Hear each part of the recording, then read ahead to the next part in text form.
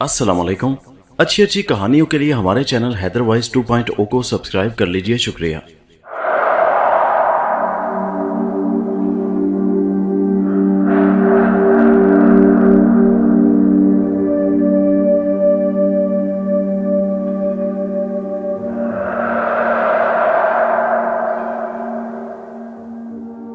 Inspector Nawaz Khan मरहूम का ताल्लुक पोठोहार से था। पोठोहार का इलाका पाकिस्तान के पंजाब के शुमाली हिस्से में है, लेकिन उन्होंने अपनी मुलाजमत का ज्यादातर हिस्सा मौजूदा इंडिया में गुजारा, क्योंकि वो उस वक्त पुलिस में भर्ती हुए जिस वक्त पाकिस्तान और इंडिया एक ही मुल्क था। वो दिल्ली पुलिस में भर्ती हुए थे, जहां उनके बुजुर्ग मेहनत मजदूरी के लिए जाया करते थे। 50 की दहाई के आखिर में वो पुलिस मुलाजमत से रिटायर हो गए, लेकिन उनकी सलाहियतों की वजह से उनकी रिटायरमेंट के बाद भी महकमा पुलिस उनकी खिदमत हासिल करता रहा। इंस्पेक्टर नवाज खान की यादाश्त गजब की थी और उन्हें डायरी लिखने का शौक शुरू से था। उन्होंने अपनी यादाश्तें मुलाजमत के आगाज यानी 1935 से ही लिखनी शुरू कर दी थी। जो भी केस उनके पास आता उसकी तफसीलात डायरी में दर्ज करते, केस की रोजाना की तफ्तीश नोट करते और उसे हल करने के बाद के हालात भी लिखा करते। इंस्पेक्टर मलक नवाज खान 85 साल की उम्र में 1988 में इंतकाल फरमा गए। हम इस सिलसिले में इंस्पेक्टर मलिक नवाज खान की स्टोरियां आपके सामने पेश करेंगे। जुर्म और सजा की खूबसूरत कहानियां इंस्पेक्टर नवाज खान के कलम से। तो उस सिलसिले में आज हम पहली कहानी पेश करने जा रहे हैं। और दोस्तों याद रखिए, जुर्म और सजा की इंस्पेक्टर नवाज खान की कहानियां हैदर वॉइस 2.0 पर पेश की जाएंगी, जबकि रिटायर्ड डीएसपी मलिक सफदर हयात की कहानियां आप हमारे दूसरे चैनल उर्दू कॉर्नर 2.0 पर मुलाहिजा फरमा सकेंगे। तो चलिए कहानी शुरू करते हैं। कहानी शुरू करने से पहले हमारी आपसे गुजारिश है कि हमारे चैनल हैदर वॉइस 2.0 को सब्सक्राइब कर लें और साथ ही घंटी के बटन को दबा दें, ताकि हमारी नई अपलोड्स का नोटिफिकेशन आपको बर वक्त मिल सके। शुक्रिया। तो इंस्पेक्टर नवाज खान की पहली कहानी आपकी खिदमत में पेश है। ये एक तूफानी वाक़े की रुदाद है। आप इस केस को मेरे अहम केसों में शुमार कर सकते हैं। सितंबर अक्टूबर के दिन थे, ना ज्यादा सर्दी थी और ना गर्मी। उन दिनों मेरी रात की ड्यूटी थी। मैं अमृतसर में अपने सरकारी क्वार्टर के कमरे में बेखबर सोया हुआ था। दोपहर 1 बजे के करीब अचानक एक दस्तक से आंख खुल गई। एक बूढ़ी औरत मैंने घरेलू काम काज के लिए रखी हुई थी। मैं उठकर दरवाजे पर पहुंचा तो वही नजर आई। क्या बात है अम्मा? मैंने पूछा। पुत्र जी, दरवाजे पर कुछ आदमी मिलने आए हैं। थाने से आए हैं? मैंने पूछा। आए तो थाने से ही हैं, पर पहले कभी नहीं देखे, उसने जवाब दिया। मैंने चप्पल पहनी और रिवॉल्वर कमीज के नीचे रखकर बाहर आ गया। एक सब इंस्पेक्टर ने मुझे सैल्यूट किया। उसके साथ 2 हेड कांस्टेबल भी थे। मैं उन तीनों में से किसी को नहीं पहचानता था। ख्वामख्वाह दिमाग में शुबह सर उठाने लगे। सब इंस्पेक्टर ने जेब से एक रुका निकालकर मेरी तरफ बढ़ाया और बोला, जनाब ये एसपी सुरेश कुमार की तरफ से है। करीब ही एक जीप खड़ी थी। मैंने रुका देखा, ये सुरेश कुमार की लिखाई में ही था। मैं उसकी तहरीर अच्छी तरह पहचानता था। नीचे चंडीगढ़ के थाने की मोहर भी लगी थी। सुरेश कुमार ने लिखा था, नवाज खान, एक निहायत जरूरी काम पड़ गया है। सब इंस्पेक्टर कुर्बान शाह को भेज रहा हूं। जहां और जिस हालत में हो इसके साथ चले आओ। अगर किसी की बाज पुर्स का डर है तो मैं खुद निबट लूंगा, तुम बस आ जाओ, बाकी तफसील यहां पहुंचने पर। रुका पढ़ने के बाद मैंने सब इंस्पेक्टर कुर्बान शाह को कुरेदने की कोशिश की, लेकिन लगता था उसे कुछ मालूम ही नहीं, या फिर उसे सख्ती से मुंह बंद रखने की हिदायत की गई है। हुक्म की तामील के सिवा मेरे पास चारा नहीं था। वर्दी पहनकर और अम्मा को जरूरी हिदायत देकर मैं कुर्बान शाह के साथ रवाना हो गया।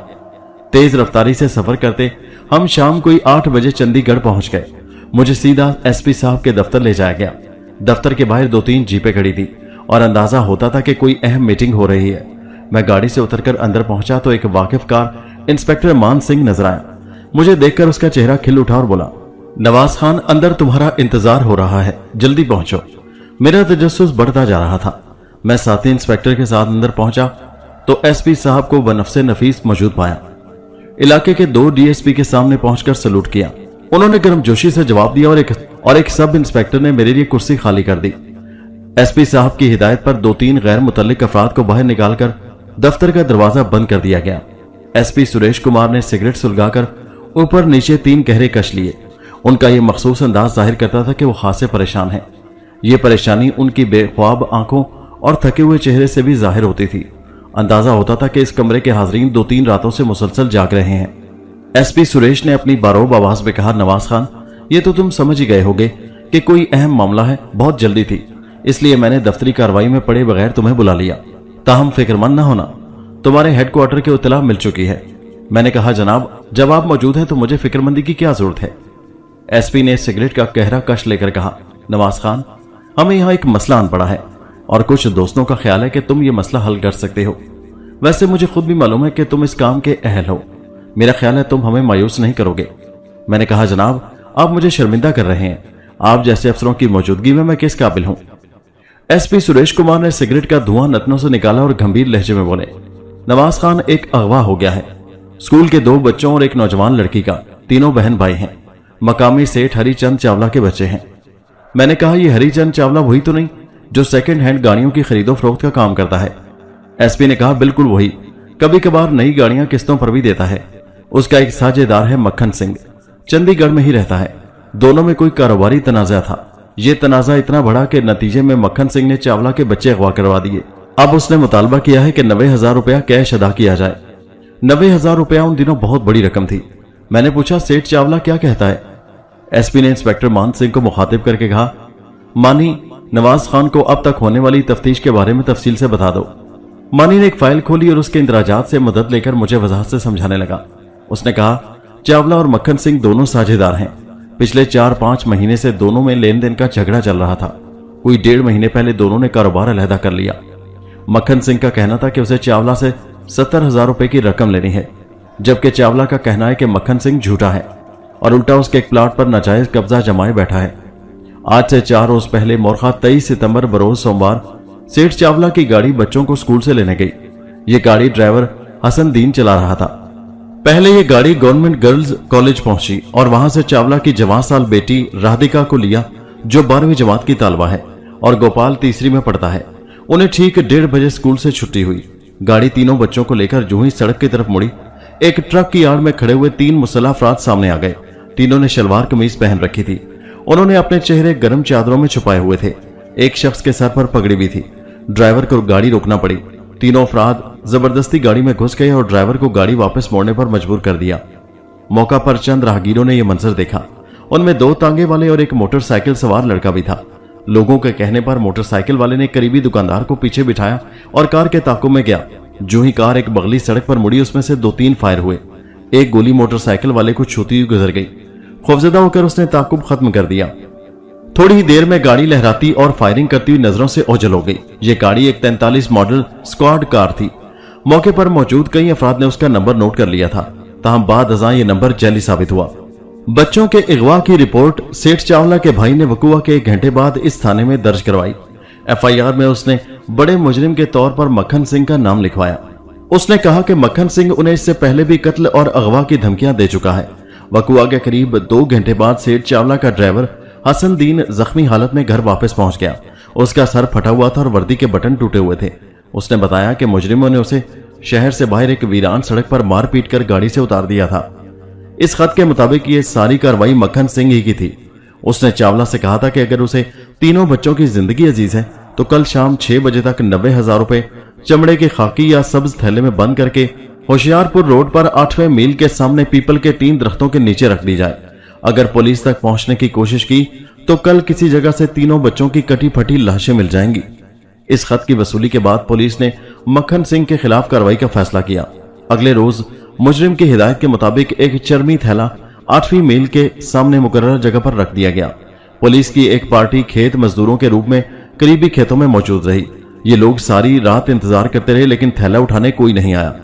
अलल सुबह सेठ चावला के चौकीदार को कोठी के गेट पर एक लिफाफा पड़ा मिला। यह लिफाफा सेठ चावला ने चाक किया तो उसमें अगवा करने वाले का पैगाम था। उन्होंने सेठ से कहा था कि तुमने पुलिस को दरमियान में लाकर अच्छा नहीं किया। हमारे लिए अपनी धमकी पर अमल करना हरगिज मुश्किल नहीं, मगर हम तुम्हें एक और मौका देना चाहते हैं। पुलिस को बीच में लाए बगैर कल रात 12 बजे तक मतलूबा रकम चंडीगढ़ के बड़े डाकखाने के अकब में पहुंचा दो। शायद सेठ चावला ऐसा ही करता और अपने बच्चों को बचाने के लिए खामोशी से मतलूबा रकम मुजरिमों तक पहुंचा देता। मगर इसी दौरान एक और वाकया रुनमा हुआ। मुजरिमों की एक गलती से पुलिस उनका सुराग लगाने में कामयाब रही। अगवा की खबर चूंकि अखबारों में छप चुकी थी, इसलिए बेशुमार लोग इस वाकये से बाखबर थे। चंडीगढ़ के जुनूबी इलाके में डॉक्टर प्रसाद भी उन्हीं लोगों में से एक था। वो परसों रात 9 बजे अपने क्लिनिक में बैठा था कि एक शख्स उसके पास आया। उसने कहा कि एक मरीज बच्चे के लिए दवाई चाहिए। जिस पर बार बार गशी तारी हो जाती है। डॉक्टर ने उससे कहा कि बगैर तशखीस के दवाई देना मुश्किल है, लिहाजा वो बच्चे को क्लिनिक पर ले आए। उस शख्स ने एक दो उज़र पेश किए कि वो बच्चे को क्लिनिक नहीं ला सकता। उसकी बातों से डॉक्टर प्रसाद को शुबा सा होने लगा। उसने होशियारी का सबूत देते हुए उस शख्स को थोड़ी देर इंतजार करने के लिए कहा और दूसरे कमरे से करीबी थाने को फोन कर दिया। उसने डीएसपी रामन को बताया कि एक मशकूक शख्स क्लिनिक में आया है। यूं लगता है कि उसने किसी का बच्चा नाजायज तौर पर अपने पास रखा हुआ है। डीएसपी रामन साहब ने डॉक्टर की हौसला अफजाई की और कहा कि वो उस शख्स को थोड़ी देर मजीद क्लिनिक में रोके। कुछ देर बाद रामन साहब सादा कपड़ों में वहां पहुंच गए। उन्होंने मशकूक शख्स से बातचीत की। उसने अपना नाम उदय सिंह बताया और कहा कि वो करीबी फैक्ट्री में मजदूरी करता है। रामन साहब को उसकी बातों पर यकीन नहीं आया और वो उसे थाने ले आए। थाने में उस पर 3rd डिग्री इस्तेमाल की गई और 1 घंटे के अंदर अंदर उसने कई बातें उगल दी। वो एक पुराना नकबजन और मक्खन सिंह का साथी था। उस वक्त वो मक्खन सिंह की हिदायत पर चावला के छोटे बच्चे की दवा लेने क्लिनिक पहुंचा था। उसने उस जगह की निशानदेही भी कर दी जहां चावला के बच्चों को रखा गया था। डीएसपी की जेरे निगरानी उस वक्त एक छापा मार पार्टी तैयार की गई। रात को 11 बजे उस कोठी को घेरे में ले लिया गया। ये कोठी 2 मंजिला है और आम आबादी से कुछ हटी हुई है और यही सबसे बड़ी मुश्किल है। मुजरिम भलाई मंजिल पर है, एक मुजरिम छत पर रहता है और वो इर्द गिर्द बड़ी अच्छी तरह निगाह रख सकता है। कोठी का जायजा लेने के बाद रामन साहब ने मुजरिम से बातचीत का आगाज किया। ये बातचीत किसी न किसी तरह अब तक जारी है। मक्खन सिंह ने अपने मुतालबात में 2 मुतालबों का इजाफा कर दिया है और इन मुतालबात पर अड़ा हुआ है। उसका पहला मुतालबा तो 90,000 रुपए कैश का है, दूसरा मुतालबा अपने साथी उदय सिंह की रिहाई और तीसरा मुतालबा एक बंद वैन का है। वो चाहता है कि उसे अपने साथियों और 3 बच्चों समेत वैन के जरिए पेशावर की तरफ निकलने का मौका दिया जाए। इसके मुतालबे से अंदाजा होता है कि वो कबायली इलाके में फरार होना चाहता है। वो इस बात का भी दावा कर रहा है कि पेशावर के कुर्बा जवार में 3 बच्चों को आजाद कर देगा। अब मुजरिम से बातचीत करते हुए 48 घंटे हो चुके हैं। इस दौरान डीएसपी रामन साहब के मातहतों ने 2 मरतबा कोठी में घुसने की कोशिश की है लेकिन नाकाम हुए हैं।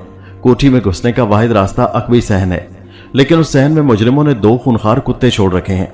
जो ही कोई शख्स दीवार के पास पहुंचता है, कुत्ते बू पाकर भौंकने लगते हैं और छत पर खड़ा शख्स होशियार हो जाता है। कल रात मैं यानी इंस्पेक्टर मान सिंह दीवार पर चढ़ गया था और उसके ऊपर ही ऊपर चलता हुआ गंदे पानी के पाइप तक भी पहुंच गया था, मगर कुत्तों ने भौंक भौंक कर आसमान सर पर उठा लिया। नतीजा ये निकला कि बलाई मंजिल से किसी ने मुझे देख लिया और ताबड़तोड़ फायरिंग शुरू कर दी। कम से कम 6 गोलियां मेरे पांव के करीब दीवार में लगी। आखिर मुझे दीवार से छलांग लगाना पड़ी। इंस्पेक्टर मान सिंह की रुदात खत्म हुई तो एसपी सुरेश कुमार 5वां सिगरेट फूंक चुके थे। सिगरेट नोशी से उनके होंठ स्याह हो रहे थे और खिचड़ी बाल उस केसी की तरह उलझे हुए थे। वो बड़े कड़कदार लहजे में बात करते थे, लेकिन आज उनकी आवाज कुछ भीगी भीगी सी थी। नवाज खान, नया अंग्रेज डिप्टी कमिश्नर आया है, बड़ा हरामजादा आदमी है, खबीस सुअर की तरह नाक की सेध में चलता है। कहता है कि मुजरिम से कोई सौदेबाजी नहीं होगी। अगर लोगों ने तावान देकर ही अपने अजीज छुड़वाने हैं तो फिर हम सब अपनी अपनी मां की गोद में जाकर बैठे। उसने अल्टीमेटम दे दिया है कि 48 घंटे के अंदर अंदर हर सूरत मुजरिमों से सरेंडर करवाओ और बच्चों को बाहिफाजत उनके वालिदैन तक पहुंचाओ। पागल का बच्चा समझता है कि मेरे पास अलादीन का चिराग है या काला जादू सीख रखा है मैंने। डीएसपी रामन भी करीब ही बैठा था। उसके चेहरे पर बेजारी नजर आ रही थी। लगता था वो एसपी की बातों से मुकम्मल इत्तेफाक नहीं करता। उसने पहलू बदलकर कहा, जनाब सुरेश साहब, आप तो ख्वामख्वाह मामले को तूल दे रहे हैं। मेरा तो ख्याल है कि डायरेक्ट एक्शन लेना चाहिए। वो कौन सा कोई ऐसा आदि मुजरिम है, कारोबारी बंदा है, उसे सिर्फ हमारी कमजोरी ने गुंडा बना रखा है। 10-20 राइफल मैन दरवाजा तोड़कर अंदर घुस गए तो कमबख्त की घिघी बन जाएगी। नाक जमीन पर ना रगड़ने लगे तो मेरा नाम बदल दें आप। सुरेश कुमार ने तलख लहजे में कहा, रामन, तुम हमेशा बात करने के बाद सोचते हो। 2 दिन हो गए हैं तुम्हें टकरे मारते हुए, अब तक क्या तीर मार लिया है तुमने? हम चाहते हैं कि लाठी भी सलामत रहे और सांप भी मर जाए। तुम जो कह रहे हो उसमें लाठी भी जाती रहेगी और सांप भी। मुजरिम फड़काने को तो हम अभी फड़का देते हैं, लेकिन उन 3 बेगुनाहों का खून किसकी गर्दन पर होगा? मातहतों के सामने अपनी बेइज्जती पर डीएसपी रामन का चेहरा गुस्से से सुर्ख हो गया। मुझे लगा जैसे वो अभी आपस में लड़ पड़ेंगे, मगर उसी वक्त टेलीफोन की घंटी बज उठी। एसपी ने जल्दी से रिसीवर उठाया। Hello, SP Suresh speaking. दूसरी तरफ से जो आवाज आई उसने एसपी को मुअद्दब कर दिया। वो मेज से कोहनियां उठाकर अकड़ू बैठते हुए बोले, यस सर, यस सर, बेफिक्र रहें सर, हम 24 घंटे ड्यूटी पर हैं। पूरे जिले की पुलिस अलर्ट है जनाब। जी हाँ, नहीं सर, इस वक्त भी इसी सिलसिले में अहम मीटिंग हो रही है। बस चंद घंटे और जनाब, भगवान ने चाहा तो सुबह तक सब अच्छा हो जाएगा। जी हाँ, एक आदमी बुलवाया है अमृतसर से, बहुत उम्मीद है। जी अच्छा, गुड नाइट, गुड नाइट। ये डिप्टी कमिश्नर की कॉल थी। रिसीवर रखकर एसपी ने पेशानी से पसीना पोंछा। सिगरेट का टुकड़ा उनकी उंगलियों में ही बुझ गया था। डीएसपी का फूला हुआ चेहरा देखकर उन्हें याद आया कि चंद लम्हे पहले उन्होंने उसकी खासी तौहीन की है। वो जरा नरम लहजे में उससे तबादला ख्याल करने लगे। डिप्टी कमिश्नर की कॉल ने जैसे पूरे अमले को चाबक मार मार कर उनकी सुस्ती दूर कर दी थी। इससे पहले शायद एसपी साहब मुझे कुछ देर आराम का मौका देना चाहते थे, मगर इस कॉल के बाद उन्होंने फौरन कार्रवाई का इरादा जाहिर किया। चंद जरूरी हिदायत देकर उन्होंने मुझे डीएसपी रामन के साथ मौका वारदात की तरफ रवाना किया। मकसद यह था कि मैं मौका महल देख सकूं। तेज रफ्तार जीप में हम रात को 11:30 बजे उस जगह पहुंचे जहां पिछले 4 रोज से एक संगीन कशमकश चल रही थी। यह कोठी आम आबादी से कुछ हटकर खाली प्लाटों के दरमियान वाक़या थी। नजदीकी प्लाट कुछ खाली पड़े थे और कुछ में बुनियादें वगैरह भरी हुई थी। करीब तरीन मुकम्मल कोठी कोई 150 गज दूर थी और उस वक्त भी वो तारीकी में डूबी हुई थी। शायद खाली थी या मकीन किसी खतरे के पेश नजर छोड़कर चले गए थे। सादा कपड़ों वाली पुलिस ने पूरे इलाके को घेरे में ले रखा था। बावर्दी संतरी भी नजर आ रहे थे। 2-3 जीपें तंग गलियों में इस तरह खड़ी की गई थी कि वो 2 मंजिला कोठी से नजर ना आ सके। मुझे ये समझने में दुश्वारी नहीं हुई कि मुजरिम जो भी है खासा होशियार शख्स है। 5 रोज गुजरने के बावजूद उसने पुलिस को अपने करीब नहीं भटकने दिया। हालांकि इस तरह के मामले अमूमन ज्यादा तूल नहीं खींचते। अगवा करने वाले घबरा कर घुटने टेक देते हैं या फिर अगवा होने वालों के वारिस कुछ शर्तें कबूल करके अपने बंदे छुड़ा लेते हैं। बाज़ औक़ात पुलिस भी इस सिलसिले में ताउन करती है। इस सिलसिले में आप मेरी कहानी लड़की और लुटेरा और लारी में सुन चुके हैं कि किस तरह एक डिप्टी कमिश्नर ने अपनी बेटी और नवासी को बचाने के लिए अगवा करने वाले का एक निहायती घटिया मुतालबा तस्लीम कर लिया था। सच्ची बात है कि मुसीबत में इंसान बहुत कुछ करने पर तैयार हो जाता है। मेरे ख्याल में इस मौजूदा मामले के बिगड़ने की 3 वजूहात थी। नंबर 1, अंग्रेज डिप्टी कमिश्नर का बेलचक रवैया। नंबर 2, कोठी का मखसूस महल वकू। और नंबर 3, मुजरिमों की होशियारी और बेखौफी। प्रोग्राम के मुताबिक पहले मैंने रामन के साथ जीप में बैठे बैठे कोठी का एक चक्कर लगाया। यह चक्कर करीबन 100 गज की दूरी से लगाया गया था। इस चक्कर से सिर्फ एक बात वाज़ेह हुई, मकामी पुलिस का अंदाजा दुरुस्त था। कोठी में दाखिल होने का वाहिद रास्ता अकबी सहन था। वजह यह थी कि दोनों पहलुओं से कोठी की तरफ जाने वाला शख्स फौरन छत से नजर आ सकता था। रही सामने वाले जानिब तो वहां कम से कम 4 खिड़कियां और चारों में शीशे लगे हुए थे। बैरूनी गेट के दोनों जानिब आराइशी लैंप रोशन थे और उनकी रोशनी इतनी जरूर थी कि सामने से दाखिल होना सबसे गैर महफूज था। मगर इस जानिब से दाखिल होने वाला खैरियत से दीवार पार करके सहन में पहुंच जाता तो चंद कदम आगे शहतूत का एक तनावर दरख्त था। उस दरख्त पर चढ़कर दूसरी मंजिल की एक बालकनी में उतरा जा सकता था। मगर यह सब कुछ तो उस वक्त होता जब दीवार पार की जा सकती। यह दीवार को 5 फीट से ऊंची नहीं थी, मगर कोठी में चोरी छुपे दाखिल होने वाले के लिए दीवारें चीन थी। मोहल्ले वकू का जायजा लेने के बाद मैं डीएसपी रामन के साथ कोठी की तरफ बढ़ा। रामन के हाथ में एक बड़ा सा मेगाफोन था। उन दिनों मेगाफोन वजनी और बड़े होते थे। बहरहाल ये मेगाफोन इस्तेमाल करने की नौबत नहीं आई। जो ही हम गेट के सामने पहुंचे, बालाई मंजिल की एक खिड़की खुली और उसमें से एक तनोमंद शख्स का सरापा नजर आया। उसके हाथ में जर्मन साख्ता खुदकार राइफल साफ दिखाई दे रही थी। वो गुराकर बोला, अब क्या चाल लाए हो डीएसपी साहब? बोलने वाला पंजाबी लहजे में उर्दू बोल रहा था और उसकी आवाज में बड़ा ठहराव था। मुझे उस आवाज के ठहराव पर हैरानी हुई। यूं लगता था कि उसने डीएसपी को अच्छी तरह देख परख लिया है। डीएसपी दबे हुए लहजे में बोला, कोई नई चाल नहीं है, वही पुरानी बात दोहराना चाहता हूं। मक्खन सिंह, हथियार डाल दो, तुम्हारे बचने के इम्कानात और भी कम हो गए हैं। मैं वादा करता हूं कि अदालत में तुम्हारी पूरी मदद की जाएगी। मक्खन सिंह ने तलखी से कहा, डीएसपी लगता है तूने तोते की तरह एक ही सबक रटा हुआ है। बहरहाल तू तोता है तो मैं भी तुझे चूरी जरूर खिलाऊंगा। सर घुमाकर उसने एक नजर कलाई की घड़ी पर डाली और बोला, ठीक है, 3.5 घंटे बाद तुझे बड़ी लड़की की बनी हुई चूरी गेट से बाहर मिल जाएगी। खुद भी खाना और जाकर उसके हरामी बाप को भी खिलाना। डीएसपी ने कहा, तू ऐसा नहीं कर सकेगा मक्खन, तू जानता है उसके बाद तेरा जिस्म भी गोलियों से छलनी हो जाएगा। इसके बाद हा इसके बाद मक्खन सिंह ने बेखौफी से कहका लगाया, उसके बाद 2 परौंठियां यानी रोटियां और हैं, उनकी चूरी भी तो बननी है। ये सारी चूरियां एक एक करके तुझे खिलाऊंगा। ये मेरा पिंजरा है जाने जिगर, जितनी दफा टह करेगा उतनी दफा तेरे मुंह में चूरी दूंगा। थोड़ी देर बाद मक्खन सिंह से गुफ्तगू के बाद हम वापस लौट आए। इस गुफ्तगू के दौरान मैं खामोश तमाशाई बना रहा था, मगर जीप में पहुंचकर मैं खामोश न रह सका। मैंने पूछा, रामन साहब, मक्खन सिंह ने कोई अल्टीमेटम दे रखा है? रामन ने मक्खन को एक शानदार गाली निकाली और बोला, हाँ, कहता है कि सुबह 5 बजे तक उसके मुतालबे पूरे नहीं हुए तो बड़ी लड़की को कत्ल करके उसकी लाश बाहर फेंक देगा। मैंने कहा, आपका क्या ख्याल है, क्या वो ऐसा करेगा? रामन ने उसे फिर एक गाली से नवाजा, कुछ नहीं करेगा, ये कुछ कर ही नहीं सकता। चौथी दफा ये धमकी दे चुका है। मैं तो कहता हूं अगर एसपी साहब जरा सी मर्दानगी दिखाएं तो 10 मिनट में इसकी टांगे चीर कर रख दूं।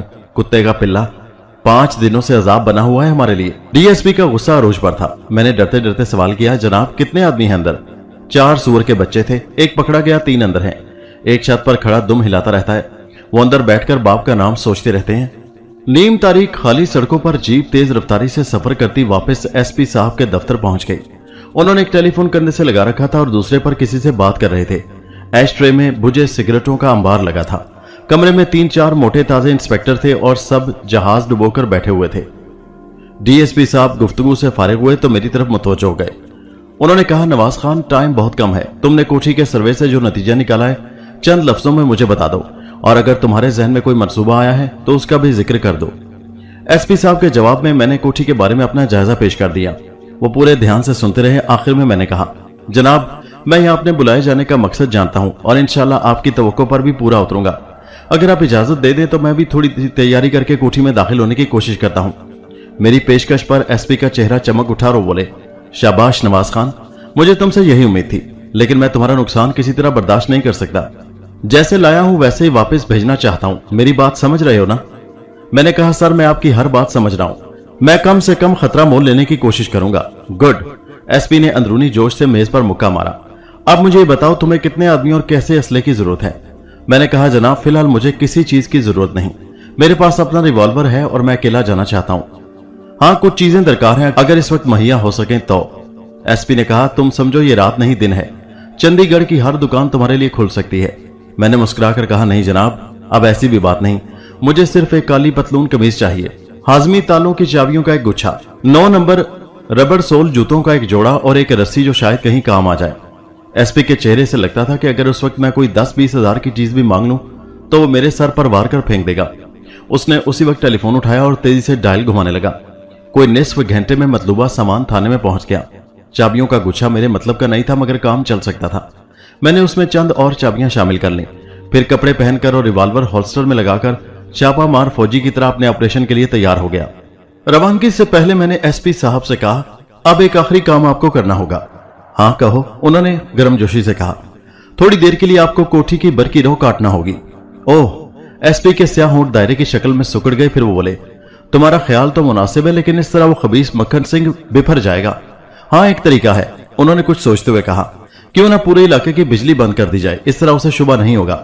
मैंने कहा, जनाब मैं भी आपसे यही गुजारिश करने वाला था, बिजली कभी कभार तो फेल हो ही जाती है, जब वो इर्द गिर्द की बत्तियां भी बुझी देखेगा तो ज्यादा और नहीं करेगा। एसपी साहब ने उसी वक्त टेलीफोन उठाया और इंक्वायरी से महकमा बिजली का मतलूबा नंबर मालूम करने लगे।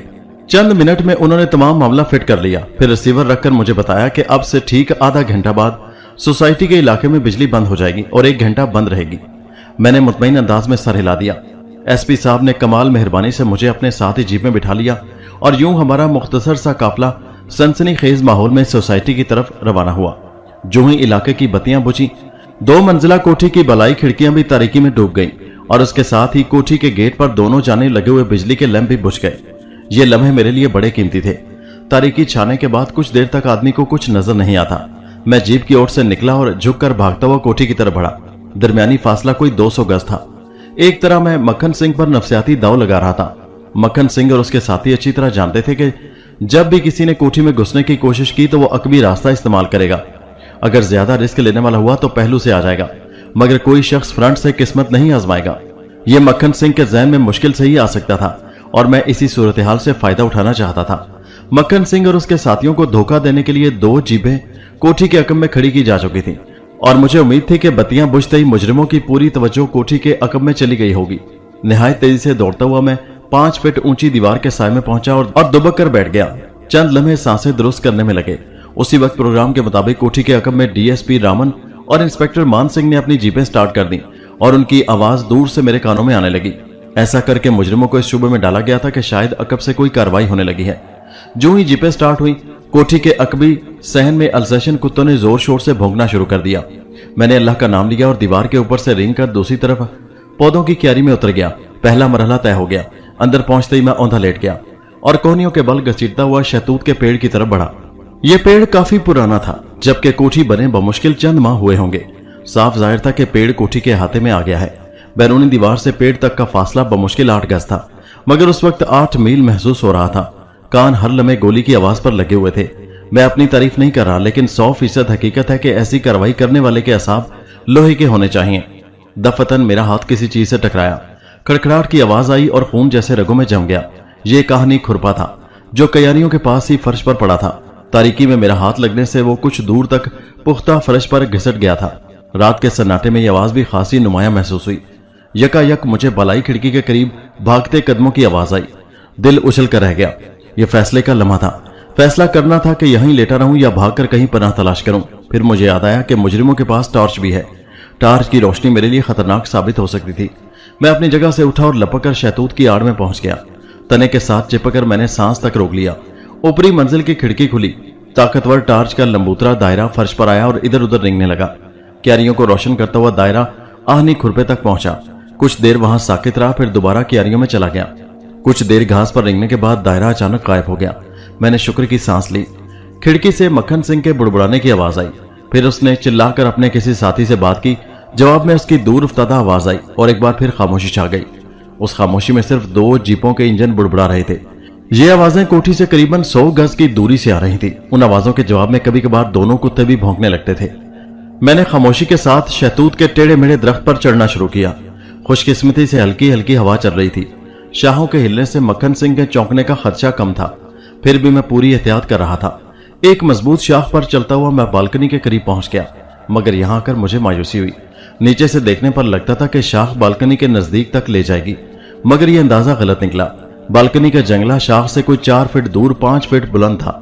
शाख बदतदरीज पतली हो गई थी और अगर मैं जंगले से अपना फासला कम करने के लिए मजीद आगे जाता तो ऐन मुमकिन था कि वो टूट जाती और सारा मामला चौपट हो जाता। मैं कुछ देर वहीं बेहरकत खड़ा सोचता रहा। अब एक ही हाल था, मैं जंगले और शाख का दरमियानी फासला छलांग लगाकर तय कर लूं। छलांग लगाने से पहले मैंने क्या क्या कुछ सोचा और कैसे कैसे हौसला जमा किया। मेरा ख्याल है ये तमाम तफसील आप सुनने वालों के लिए गैर अहम और तवील होगी। बस ये समझ लें कि गहरी तारीकी में मेरे लिए एक निहायत मुश्किल फैसला था, खास तौर पर इस सूरत में कि मैं बालकनी के जंगले को ठीक तरह देख भी नहीं सकता था। उन दिनों लोहे की ग्रिलें नहीं होती थी। ये जंगला लकड़ी का था और इस बात का इम्कान भी था कि जब मैं छलांग लगाकर उससे लटकने की कोशिश करूं तो वो अपनी जगह से उखड़ जाए और मेरा हमसफर होकर 20 फीट नीचे पुख्ता फर्श पर जा गिरे। बहरहाल मैंने छलांग लगाई और खुशकिस्मती से न सिर्फ जंगला थामने में कामयाब रहा, बल्कि आवाज पैदा किए बगैर बालकनी पर भी पहुंच गया। मेरी तवक्को के ऐन मुताबिक बालकनी का दरवाजा मुकफ्फल था, यानी उस पर ताला लगा था। मैंने तारीकी में बैठकर जेब से चाबियों का गुच्छा निकाला और बड़ी एहतियात से एक एक चाबी कुफल में आजमाने लगा। कोई 10 मिनट बाद मैं ताला खोलने में कामयाब रहा। बेआवाज दरवाजा खोलकर मैं अंदर दाखिल हो गया। ये कैलरी नुमा लंबूतरा कमरा था। तारीकी की वजह से कुछ दिखाई नहीं देता था, सिर्फ हल्की हल्की बू आ रही थी। कमरा ज्यादा देर बंद रहने से ऐसी बू अमूमन आने लगती है। मैं इशारिया 38 का रिवॉल्वर निकालकर उसका सेफ्टी कैच हटा लिया था। पंजों के बल चलता हुआ मैं खिड़की के करीब पहुंचा। उस खिड़की में अंदर की तरफ जाली लगी हुई थी और दरवाजे बाहर थे। दर हकीकत ये साथ वाले कमरे की खिड़की थी। उसके 4-5 पट थे। सिर्फ एक पट थोड़ा सा खुला हुआ था। बमुश्किल 2 इंच की दर्ज थी। दूसरी जानिब से गुफ्तगू की आवाजें आ रही थी। मैं मक्खन सिंह की आवाज को साफ पहचान सकता था। मैंने दर्ज से आंख लगाई तो कमरे का एक हिस्सा मेरे सामने आ गया। मैंने एक फैशनेबल मसहरी देखी। मसहरी के सिरहाने मेज पर 2 मोमबत्तियां जल रही थी। मोमबत्तियों के पास ही एक स्कूल बैग पड़ा था। मुझे ये समझने में देर न लगी कि यह बैग 8 साला गोपाल का है। मसहरी पर चंद किताबें बिखरी पड़ी थी। एक छरेरे जिस्म की लड़की जो स्कूल की सफेद और नीली यूनिफॉर्म में थी और जिसने 2 चोटियां कर रखी थी, मसहरी पर घुटनों में सर दिए बैठी थी। अंदाज ऐसा ही था जैसे रूठी हुई हो। दर हकीकत वो रो रही थी। उसका इल्म मुझे थोड़ी देर बाद हुआ। मक्खन सिंह नजर नहीं आ रहा था, सिर्फ उसकी आवाज सुनाई दे रही थी। वो लड़की से कह रहा था, खा ले बच्ची, खा ले वरना मेरी गोली के बगैर ही मर जाएगी। यहां तेरी माता नहीं बैठी जो तेरे मुंह में नवाले देगी। उस वक्त मैंने देखा कि लड़की के करीब एक ट्रे में खाना भी पड़ा था। एक प्लेट में मैला सा शोरबा और अध जली चपातियां थी। ट्रे के करीबी मसहरी पर एक अंग्रेजी दवाई पड़ी थी। गालिबन ये वही दवाई थी जो चंद रोज पहले पुलिस की तरफ से बीमार बच्चे के लिए पहुंचाई गई थी। मक्खन सिंह की आवाज फिर कमरे में गूंजी। मेरा ख्याल है मेरे भौंकने की आवाज तेरे कानों में नहीं पहुंच रही। लड़की ने सर घुटनों से नहीं उठाया और बेहरकत बैठी रही। इसी दौरान किसी के कदमों की आवाज आई। फिर कोई दरवाजा चिरचिराया और एक कदावर शख्स कमरे में दाखिल हुआ। मैंने सिर्फ उसकी एक झलक देखी। वो दर्ज के सामने से गुजरकर बाएं जानिब चला गया। उसका चेहरा सांवला, घनी मूछें और जबड़े चौड़े थे। मक्खन सिंह की करख्त आवाज आई, ले किरला सिंह भी आ गया है, खाना खाती है या कर दूं इसके हवाले। उस वक्त लड़की ने चौंक कर घुटनों से सर उठाया। उसकी आंखें सुर्ख और आंसुओं से भीगी हुई थी। उसकी निगाहें कमरे के बाएं कोने में गईं। गालिबन वहां किरला सिंह खड़ा था। उसे देखते ही लड़की की आंखों में हिरास नजर आने लगा। शायद वो जहनी तौर पर उससे खौफजदा थी। मक्खन सिंह ने सफाक लहजे में कहा, हाँ, खाना खाएगी या बेइज्जत होगी। लड़की ने रोते हुए कहा, तुम मेरी दीदी को मार दोगे, तुम इसे कत्ल कर दोगे, मैं सब जानती हूं, मैं सब जानती हूं। मक्खन सिंह ने गुर्रा कर कहा, कत्ल तो हम तुम सबको कर देंगे, लेकिन अगर खाना नहीं खाएगी तो बेइज्जत होकर मरेगी। बोल, खाती है खाना या? मक्खन सिंह के अधूरे फिक्रे में कई शर्मनाक धमकियां छुपी हुई थी। लड़की ने लर्जा हाथ खाने की तरफ बढ़ाए और हिचकियों के दरमियान नवाले तोड़ तोड़ कर मुंह में रखने लगी। शाबाश, ये हुई ना बात। मक्खन सिंह ने हल्का सा कहका लगाया। फिर उसने अपने साथी यानी किरला सिंह से एक बात की। इस बात के मुतालिक मैं आपको आगे चलकर बताऊंगा। ये बात अगरचे बहुत मुख्तसर थी, लेकिन मुझे एक सनसनीखेज शक में डाल गई। यह शक थोड़ी देर बाद दुरुस्त साबित हो गया। 2 मिनट कमरे में ठहरने के बाद किरला सिंह बाहर चला गया। इस दफा मैंने गौर से देखा, उसकी गर्दन किसी किरले ही की तरह लंबी थी। गालिबन उसका नाम किरला सिंह भी इसी गर्दन की वजह से पड़ा था।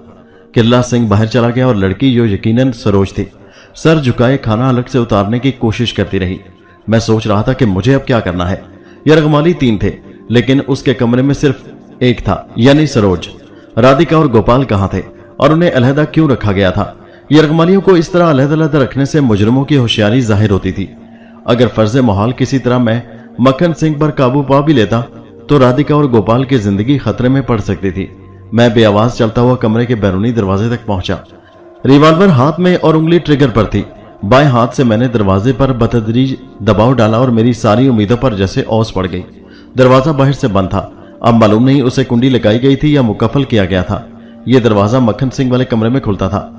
अगर मुझे खुला हुआ मिल जाता तो दूसरे 2 अफराद के बारे में भी उम्मीद की जा सकती थी, मगर यहां तो मामला ही चौपट था। मैं वापस दर्ज के सामने पहुंचा और उसी वक्त मक्खन सिंह बिल्कुल सामने खड़ा नजर आया। वो सरोज की तरफ देख रहा था। उसकी उम्र 35 बरस के करीब थी। शाने चौड़े और जिस्म मजबूत था। उसने पगड़ी उतार रखी थी, ताहम जूड़ा मजबूती से कसा हुआ था। रुखसारों के पास तेज धार आलेका के जख्म था, जिसका कुछ हिस्सा घनी दाढ़ी में छुपा हुआ था। मैंने मक्खन सिंह को पहली बार इतने करीब से देखा था। काफी देर से मुझे उसकी आवाज पर एक अजीब सा शुबा हो रहा था। फिर कुछ देर पहले जब उसने अपने साथी किरला सिंह से बात की तो उस शुबे को कुछ और हवा मिली थी, और अब मैं मक्खन सिंह को सर तपा अपनी आंखों से देख रहा था और मेरे जहन में आंधियां सी चलने लगी थी। अब मुझे कुछ याद आ रहा था।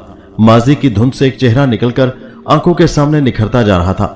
मैं बेहरकत खड़ा था और मेरा जहन तेजी से सफर करता कई बरस पीछे चला गया, और फिर मुझे दफतन सब कुछ याद आ गया और उसके साथ ही रगों में खून सनसना उठा।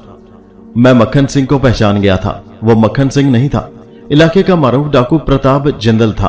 प्रताप जिंदल आज से कोई 5 साल पहले अचानक जराइम की दुनिया से गायब हो गया था।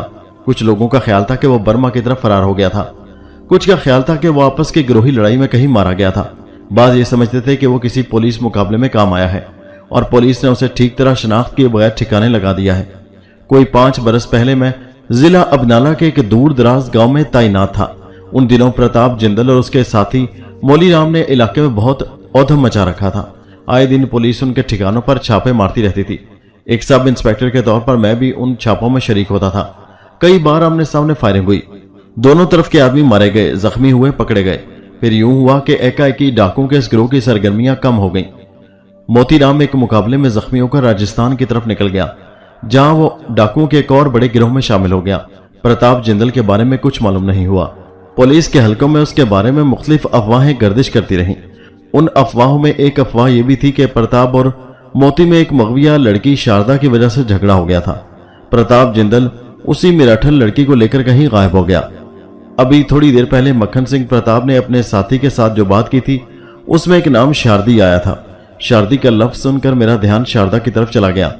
मुमकिन था शारदी का लफ्ज शारदा की बिगड़ी हुई शक्ल हो, और उसके साथ ही मक्खन सिंह की जानी पहचानी आवाज मेरे जहन में हलचल मचाने लगी थी। बहरहाल अब सब कुछ खुलकर सामने आ चुका था। मक्खन सिंह के बालों भरे चेहरे में छुपा हुआ प्रताप जिंदल मेरे सामने खड़ा था। वो सिख के रूप में भी मेरी नजरों को धोखा नहीं दे सका था। मेरे हाथ में रिवॉल्वर था और निगाहें प्रताप पर जमी हुई थी। अब सारी बात वाज़ेह हो चुकी थी। सेठ चावला के बच्चों को अगवा करने वाला कोई मामूली कारोबारी शख्स नहीं था। कारोबारी शख्स के रूप में माजी का एक खतरनाक डाकू था। उसे सेठ चावला की बदकिस्मती ही कहा जा सकता था कि उसका तनाज़ा एक ऐसे शख्स से चल निकला था जो भेड़ की खाल में भेड़िया था। अब मुझे इस सारे मामले की असल संगीनी का एहसास हो रहा था। मेरा दिल गवाही दे रहा था कि चावला के तीनों बच्चों की जिंदगियां सख्त खतरे में हैं। जिंदगियों का ये मामला इस खतरनाक मोड़ तक कैसे पहुंचा? सेठ चावला और प्रताप में असली तनाजा क्या है? कौन सच्चा है और कौन झूठा? इस किस्म के बहुत से सवाल जहन में सर उठा रहे थे, लेकिन इस वक्त असल मसला बच्चों की जिंदगियां बचाने का था। मैं चंद मुश्किल मरहलों से गुजरकर उस कमरे तक आ पहुंचा था और मुझे उन तीनों जिंदगियों के लिए कुछ न कुछ करना था। मगर क्या? यह सवाल भी दूसरे सवालों की तरह मुंह फाड़े खड़ा था। रिवॉल्वर मेरे हाथ में था और प्रताप जिंदल निशाने पर खिड़की में सिर्फ 2 इंच की दर्ज थी, लेकिन मैं इस दर से बासानी उसका निशाना ले सकता था। 38 बोर की 1-2 गोलियां उसके बालों भरी खोपड़ी में रोशनदान बना सकती थी। मगर क्या ऐसा करके मैं तीनों यरगमालियों को बचा सकूंगा? जवाब बेहद मुश्किल था। अगर मैं प्रताप को गोली मार दूं तो क्या होगा? फायर की आवाज सुनकर उसके साथी इस कमरे की तरफ भागेंगे। मैं चिल्लाकर सरोज से कहूंगा कि वो दरवाजे की कुंडी खोल दे, तो मैं कमरे में पोजीशन संभाल लूंगा और सरोज को भी बचा लूंगा। पूरी बाजी उलट जाएगी और यह भी ऐन मुमकिन है कि सरोज दरवाजा खोल ही ना सके, उसे ताला लगा हुआ हो। ऐसे में उसके चाबी ढूंढते ढूंढते क्या कुछ ना हो जाएगा। मैंने वहीं खड़े खड़े चंद लम्हों के लिए अंदर अंदर कुछ सोचा। आखिर इस फैसले पर पहुंचा कि गोली चलाकर प्रताप जिंदल को ढेर करना बहुत आसान है, लेकिन राधिका, सरोज और गोपाल को बचाना बहुत मुश्किल। अक्लमंदी इसी में थी कि मैं उस वक्त पसपाई इख्तियार कर लूं। मेरी सारी मेहनत रायगाह जा रही थी, मगर मैं गंदी बाजी खेलना नहीं चाहता था। थोड़े फायदे के लिए बड़े नुकसान का खतरा मोल लेना बेवकूफ़ी थी। मैं आहिस्ता आहिस्ता पीछे हटने लगा और जिस तरह गैलरी में पहुंचा था वैसे ही बाहर निकल आया।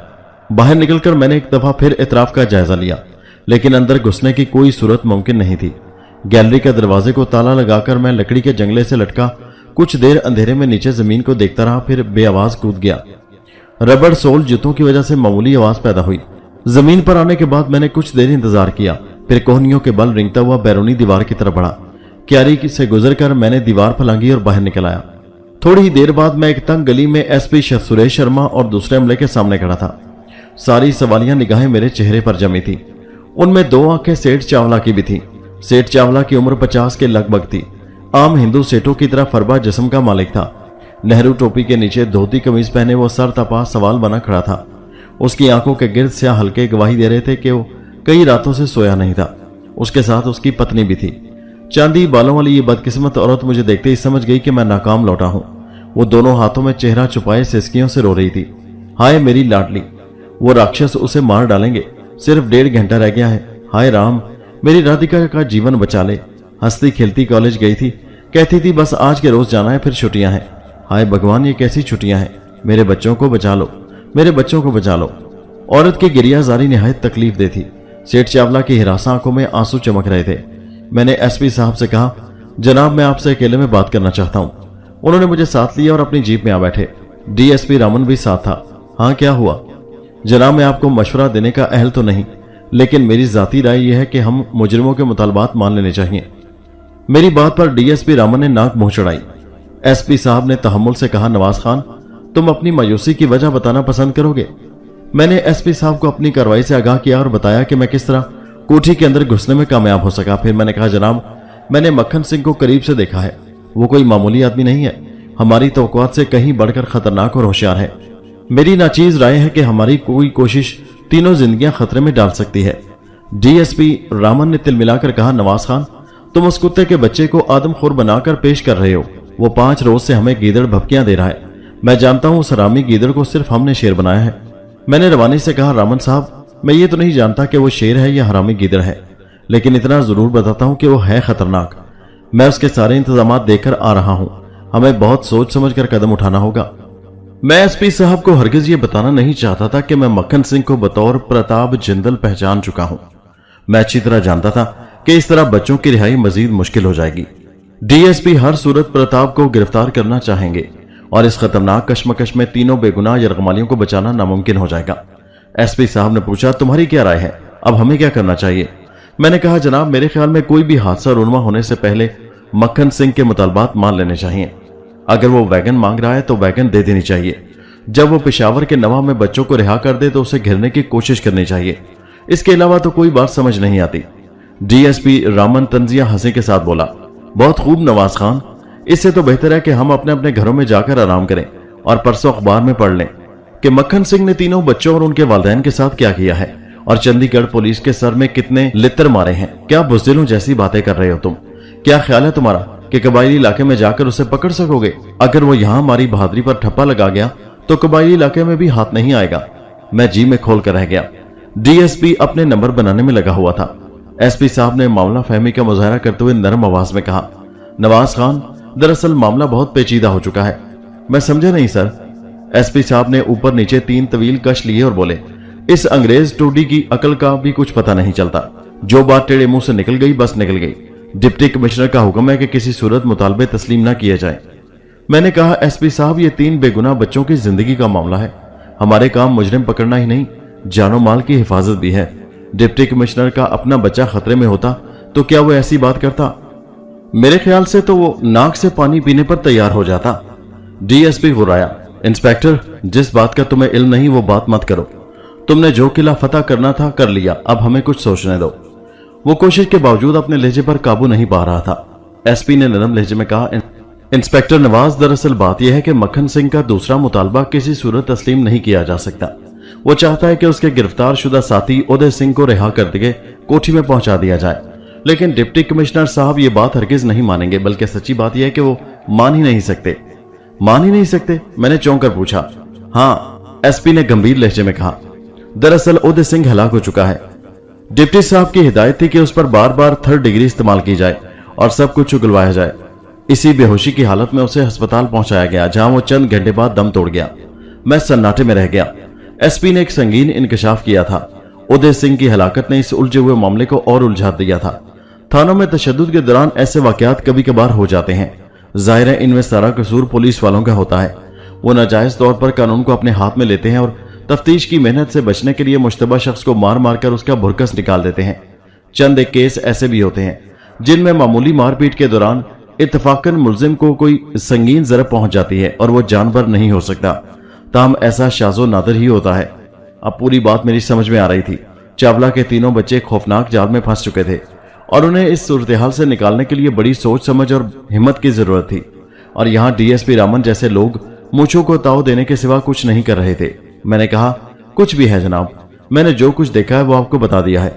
मौजूदा सूरत-ए-हाल में हमारी कोई भी कार्रवाई खतरनाक साबित होगी।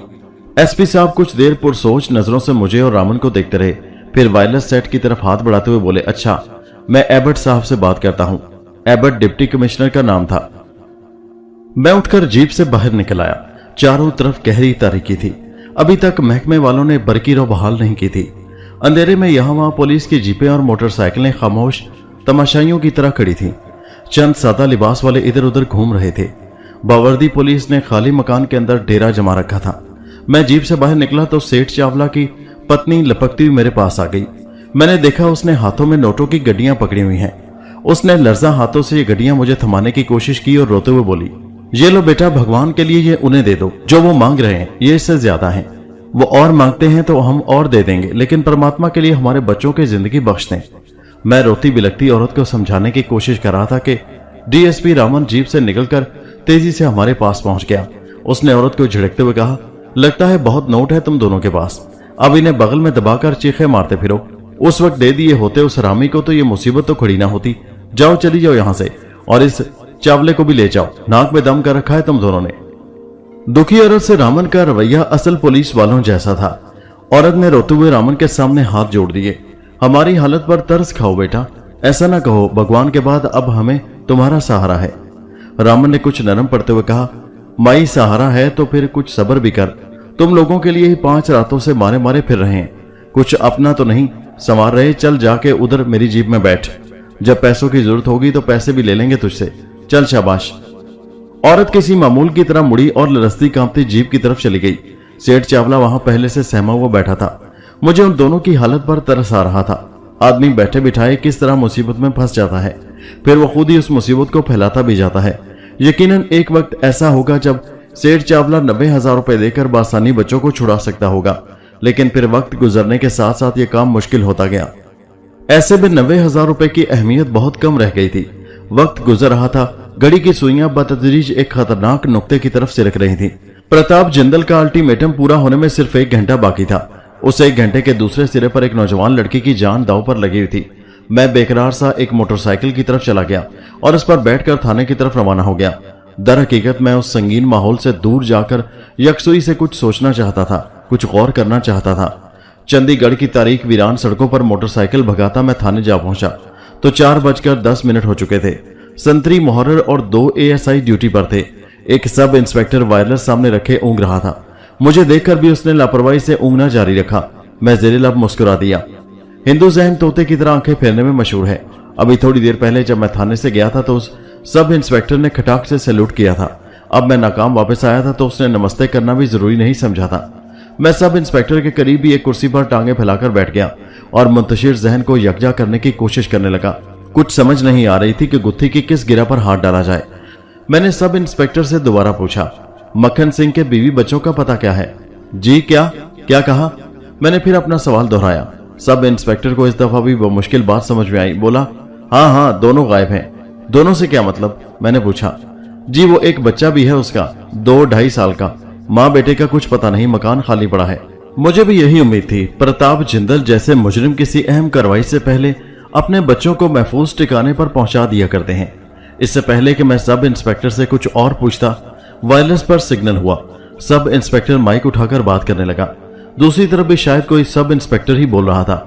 उसकी दी हुई इतला ने सब इंस्पेक्टर की नींद भगा दी और वो पूरी तवज्जो से बात सुनने लगा। बीच बीच में खुद भी बोलता जाता था। हाँ, गोलियों की आवाज तो मैं भी सुन रहा हूँ। अचानक मुझे उस गुफ्तगू से किसी खतरे का एहसास हुआ। क्या हुआ? कहाँ गोली चल रही है? सब इंस्पेक्टर ने माइक पर हाथ रखते हुए कहा, DSP रामन साहब ने कोठी पर रेड करा दिया है। मेरा ख्याल है 4-5 मिनट में मामला साफ हो जाएगा। ये इतला मेरे लिए बम धमाका थी। मैं जैसे उछल पड़ा। रामन ने एक संगीन गलती की थी। उसका नतीजा कुछ भी निकल सकता था। मैंने माइक सब इंस्पेक्टर के हाथ से झपट लिया, फिर हेडफोन उतारकर अपने कानों पर चढ़ाया। तड़ तड़ की आवाज साफ सुनाई दे रही थी। मैंने चिल्लाकर कहा, ये क्या हो रहा है? क्या कर रहे हो तुम? SP साहब कहाँ हैं? मेरे सवालों के जवाब में दूसरी तरफ खामोशी तारी थी। शायद किसी फनी खराबी से अचानक राब्ता कट गया था। हेलो, मैंने 2-3 बार पुकार कर कहा, फिर हेडफोन मेज पर पटक कर बाहर खड़े मोटरसाइकिल की तरफ भागा। मोटरसाइकिल स्टार्ट करके मैं हत्तुल इम्कान तेजी से सड़क पर आया और हद रफ्तार से चिल्लाता वकुआ की तरफ चला। मैं जिस वक्त मौका पर पहुंचा खेल खत्म हो चुका था। फायरिंग रुक गई थी और 2 हेड कांस्टेबल DSP रामन को सहारा देते हुए जीप की तरफ ला रहे थे। उसकी रान में गोली लगी थी और खून पूरी टांग को भिगो रहा था। उसके चेहरे पर बेपनाह अजियत थी। एक राइफलमैन ने भी अपनी कलाई थामी हुई थी। गोली उसका बाजू छेदती हुई निकल गई थी। कोठी के चारों तरफ हिरास और अफरा तफरी का आलम था। चंद गज दूर एक जीप का अगला पहिया किसी गड्ढे में उतर गया था और वो वहां फंसी हुई थी। SP सुरेश साहब एक हवलदार के साथ जीप के अकब में खड़े थे और मेगाफोन के जरिए पुकार कर कह रहे थे, मक्खन सिंह, बेहतर यही है कि गिरफ्तारी दे दो, तुम्हारे बच निकलने का अब कोई इम्कान नहीं। SP साहब की आवाज गरज से ज्यादा खोखलापन हर सुनने वाले को महसूस हो रहा था। ये आवाज गरज से ज्यादा कराह की तरह थी और मैं जानता था कि प्रताप जिंदल जैसे मुजरिम पर ऐसी कराहों का कोई असर नहीं हो सकता था। कुछ देर बाद जब SP साहब का गला बैठने लगा तो वो जीप की ओर से निकलकर वापस चले आए। उनके चेहरे पर झिल्लाहट और परेशानी नुमाया थी। वो खामोशी से एक जीप के बोनट पर बैठकर होंठ काटने लगे। चारों तरफ तूफान के बाद की खामोशी तारी थी। उस खामोशी को सिर्फ एक दर्दनाक आवाज कभी कभी तोड़ती थी और ये आवाज चावला की पत्नी की थी। वो रह रहकर राधिका और दूसरे बच्चों के नाम पुकार रही थी। सेठ चावला उसे शाने से लगाए तसल्ली देने की नाकाम कोशिश कर रहा था। औरत के रोने की आवाज अब तहम्मुल मिजाज SP को भी बेजार करने लगी थी। उसने एक सब इंस्पेक्टर से कहा, मिस्टर चावला और उसकी पत्नी को फौरन घर छोड़ाओ। मैं IG साहब से बात करने उनकी कोठी जा रहा हूं, जल्दी करो। सब इंस्पेक्टर ने सैल्यूट किया और एड़ियों पर घूमकर सेठ चावला की तरफ बढ़ गया। उस वक्त अचानक मुझे चौंक जाना पड़ा। SP साहब भी ठिठक गए। कोठी के अंदर से गोली चलने की मध्यम आवाज सुनाई दी। फिर थोड़ी ही देर गुजरी थी कि कोठी की बलाई मंजिल से कोई चीज उड़ती हुई पहलू के खाली प्लाट में आन गिरी। उसके गिरने से धप की आवाज पैदा हुई और मेरा जिस्म सनसना कर रह गया। SP ने मेरी तरफ देखा। उनकी निगाहों में भी तशवीश के साए थे। मैंने कहा, जनाब, चावला और उसकी पत्नी को फौरन भेज दें, मामला गड़बड़ है। SP साहब ने कहा, ठीक है, मैं उन्हें रवाना करता हूं, तो अपने साथ किसी को ले जाओ और जाकर देखो। मैंने यस सर कहा। SP चावला की तरफ घूम गए। मैंने एक हवलदार को साथ लिया और मोहतात कदमों से कोठी की तरफ बढ़ा। बरकी रोह बहाल हो चुकी थी। गेट के 2 लैंपों में से एक शायद फायरिंग के दौरान टूट गया था, ताहम दूसरा जल रहा था और उसकी मध्यम रोशनी उस प्लाट तक भी पहुंच रही थी जहां कोई शय आकर गिरी थी। मैं जब कोठी से 40 गज के फासले पर पहुंचा, प्रताप जिंदल की टार्च रोशन हुई और उसका दायरा हमारे जिस्मों पर मंडाने लगा। फिर उसकी करख्त और सफाक आवाज रात के सन्नाटे में उभरी। डरते क्यों हो? क्या पतलूनें खराब हो गई हैं? आगे आ जाओ। वो देखो, वो पड़ी है तुम्हारी चोरी। खुद भी खाओ और अपने बड़े मियाँ मिट्ठू को भी जाकर खिलाओ। फिर टार्च का मध्यम दायरा एक मुर्दा जिस्म पर पड़ा। मेरा जहन सनसना कर रह गया। खौफ और गुस्से की एक लहर पूरे बदन में दौड़ गई। चंद फीट आगे नौजवान राधिका की लाश पड़ी थी। मैंने अपनी टार्च जलाई तो उसके खदोखाल पूरी तरह वाजे हो गए। खुदा की पनाह, जुल्म और दरिंदगी की एक तस्वीर मेरे सामने थी। मैंने नीचे झुककर देखा, लड़की के नाजुक रुखसारों और होंठों पर जख्म थे और उनसे खून रिस रहा था। उसका सफेद लिबास जगह जगह से फटा हुआ था और जिस्म झांक रहा था। पूरे बदन पर खराशें और दरिंदगी की निशानियां थीं। उसके कोमल हाथ आध खुले थे, जैसे कलम थामे थामे ये हाथ थक गए हों और उसने उन्हें आराम देने के लिए कुछ देर को ढीला छोड़ दिया हो, या फिर जैसे वो हाथ ना हो, वो दो पंछी हों जो मारोथल की चिलचिलाती धूप में प्यास से तड़प तड़प कर मर गए हों। एक पुलिस इंस्पेक्टर को ऐसे मनाजर से दिन रात वास्ता पड़ता है, लेकिन ये मंजर कुछ ऐसा दर्दनाक था कि दिल भर आया। मेरा साथी हवलदार भी गुमसुम खड़ा था। मैंने देखा, लड़की शफाफ गर्दन पर एक जगह दांतों के निशान थे और उसके साथ ही गोली का भयानक सुराख था। यह सुराख निचले जबड़े के बिल्कुल करीब था। जैसा कि बाद में पोस्टमार्टम रिपोर्ट से पता चला, गोली नीचे से ऊपर को गई थी और जुबान और तालू को चीरती हुई दिमाग में चली गई थी। लड़की का खून उस जख्म से निकलकर सीने को भिगोता हुआ पेट तक चला गया था। ये सारे मनाजिर चंद सेकंड के अंदर अंदर मेरी नजरों में घूम गए। मैंने बेख्तियार होकर एक कहर आलूद नजर भलाई मंजिल की तरफ डाली। प्रताप जिंदल कहीं नजर नहीं आया, लेकिन मुझे मालूम था कि वो मुझे देख रहा है। मैंने हवलदार की मदद से मुर्दा लड़की को अपने कंधे पर उठाया और वापस रवाना हो गया।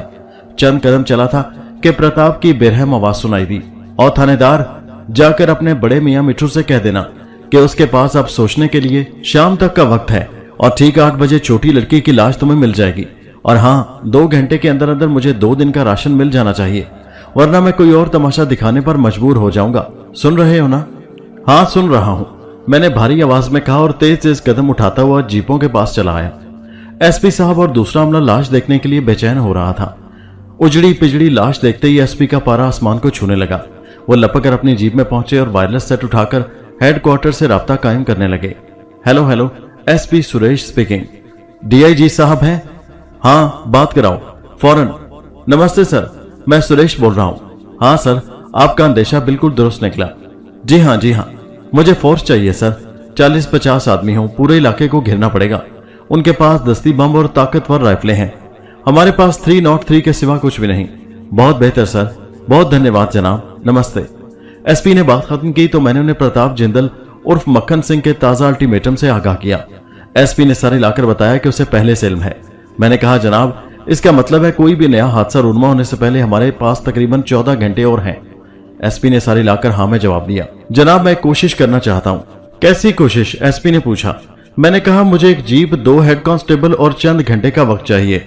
मुझे उम्मीद है कि इस दफा मैं आपको मायूस नहीं करूंगा। एसपी साहब ने कहा, तुम करना क्या चाहते हो? मैंने कहा, जनाब, मैं इस वक्त होशियारपुर जाना चाहता हूँ। अंदरूनी होशियारपुर के किसी मोहल्ले में एक ऐसी औरत मौजूद है जो इस मसले का वाहिद हल साबित हो सकती है। तुम्हें कैसे मालूम? मुझे मालूम है सर। मुझे सिर्फ एक बात बताएं, यह शारदी या शारदा कौन है? मक्खन सिंह की बीवी है सर। उसकी कोई शनाख्त, कोई पहचान? पहचान यही है कि वो बहुत खूबसूरत है। मैंने कहा, सर, ये तो कोई पहचान ना हुई। एसपी साहब ने सिगरेट का एक गहरा कश लिया और बोले, यही उसकी पहचान है। तुमने कभी कोई बेहद खूबसूरत लड़की देखी है? अगर देखी है तो उसकी खूबसूरती को 50 से ज़रब दे दो, शायद तुम उसकी खूबसूरती का कोई तस्वुर कर सको। मैं हैरानी से एसपी साहब की तरफ देखता चला गया। एसपी साहब की बातों से जाहिर हो रहा था कि वो कोई लाखों में एक लड़की है। बहरहाल मुझे उसके हुस्न और खूबसूरती से क्या लेना देना था। मैं तो उसकी कोई ऐसी निशानी चाहता था जिससे उस तक पहुंचने में आसानी हो। एसपी साहब से मायूस होकर मैंने प्रताप जिंदल के घर जाने की ठानी। मेरी दरख्वास्त के मुताबिक एसपी साहब ने मुझे एक जीप और 2 होशियार हेड कांस्टेबल फराहम कर दिए।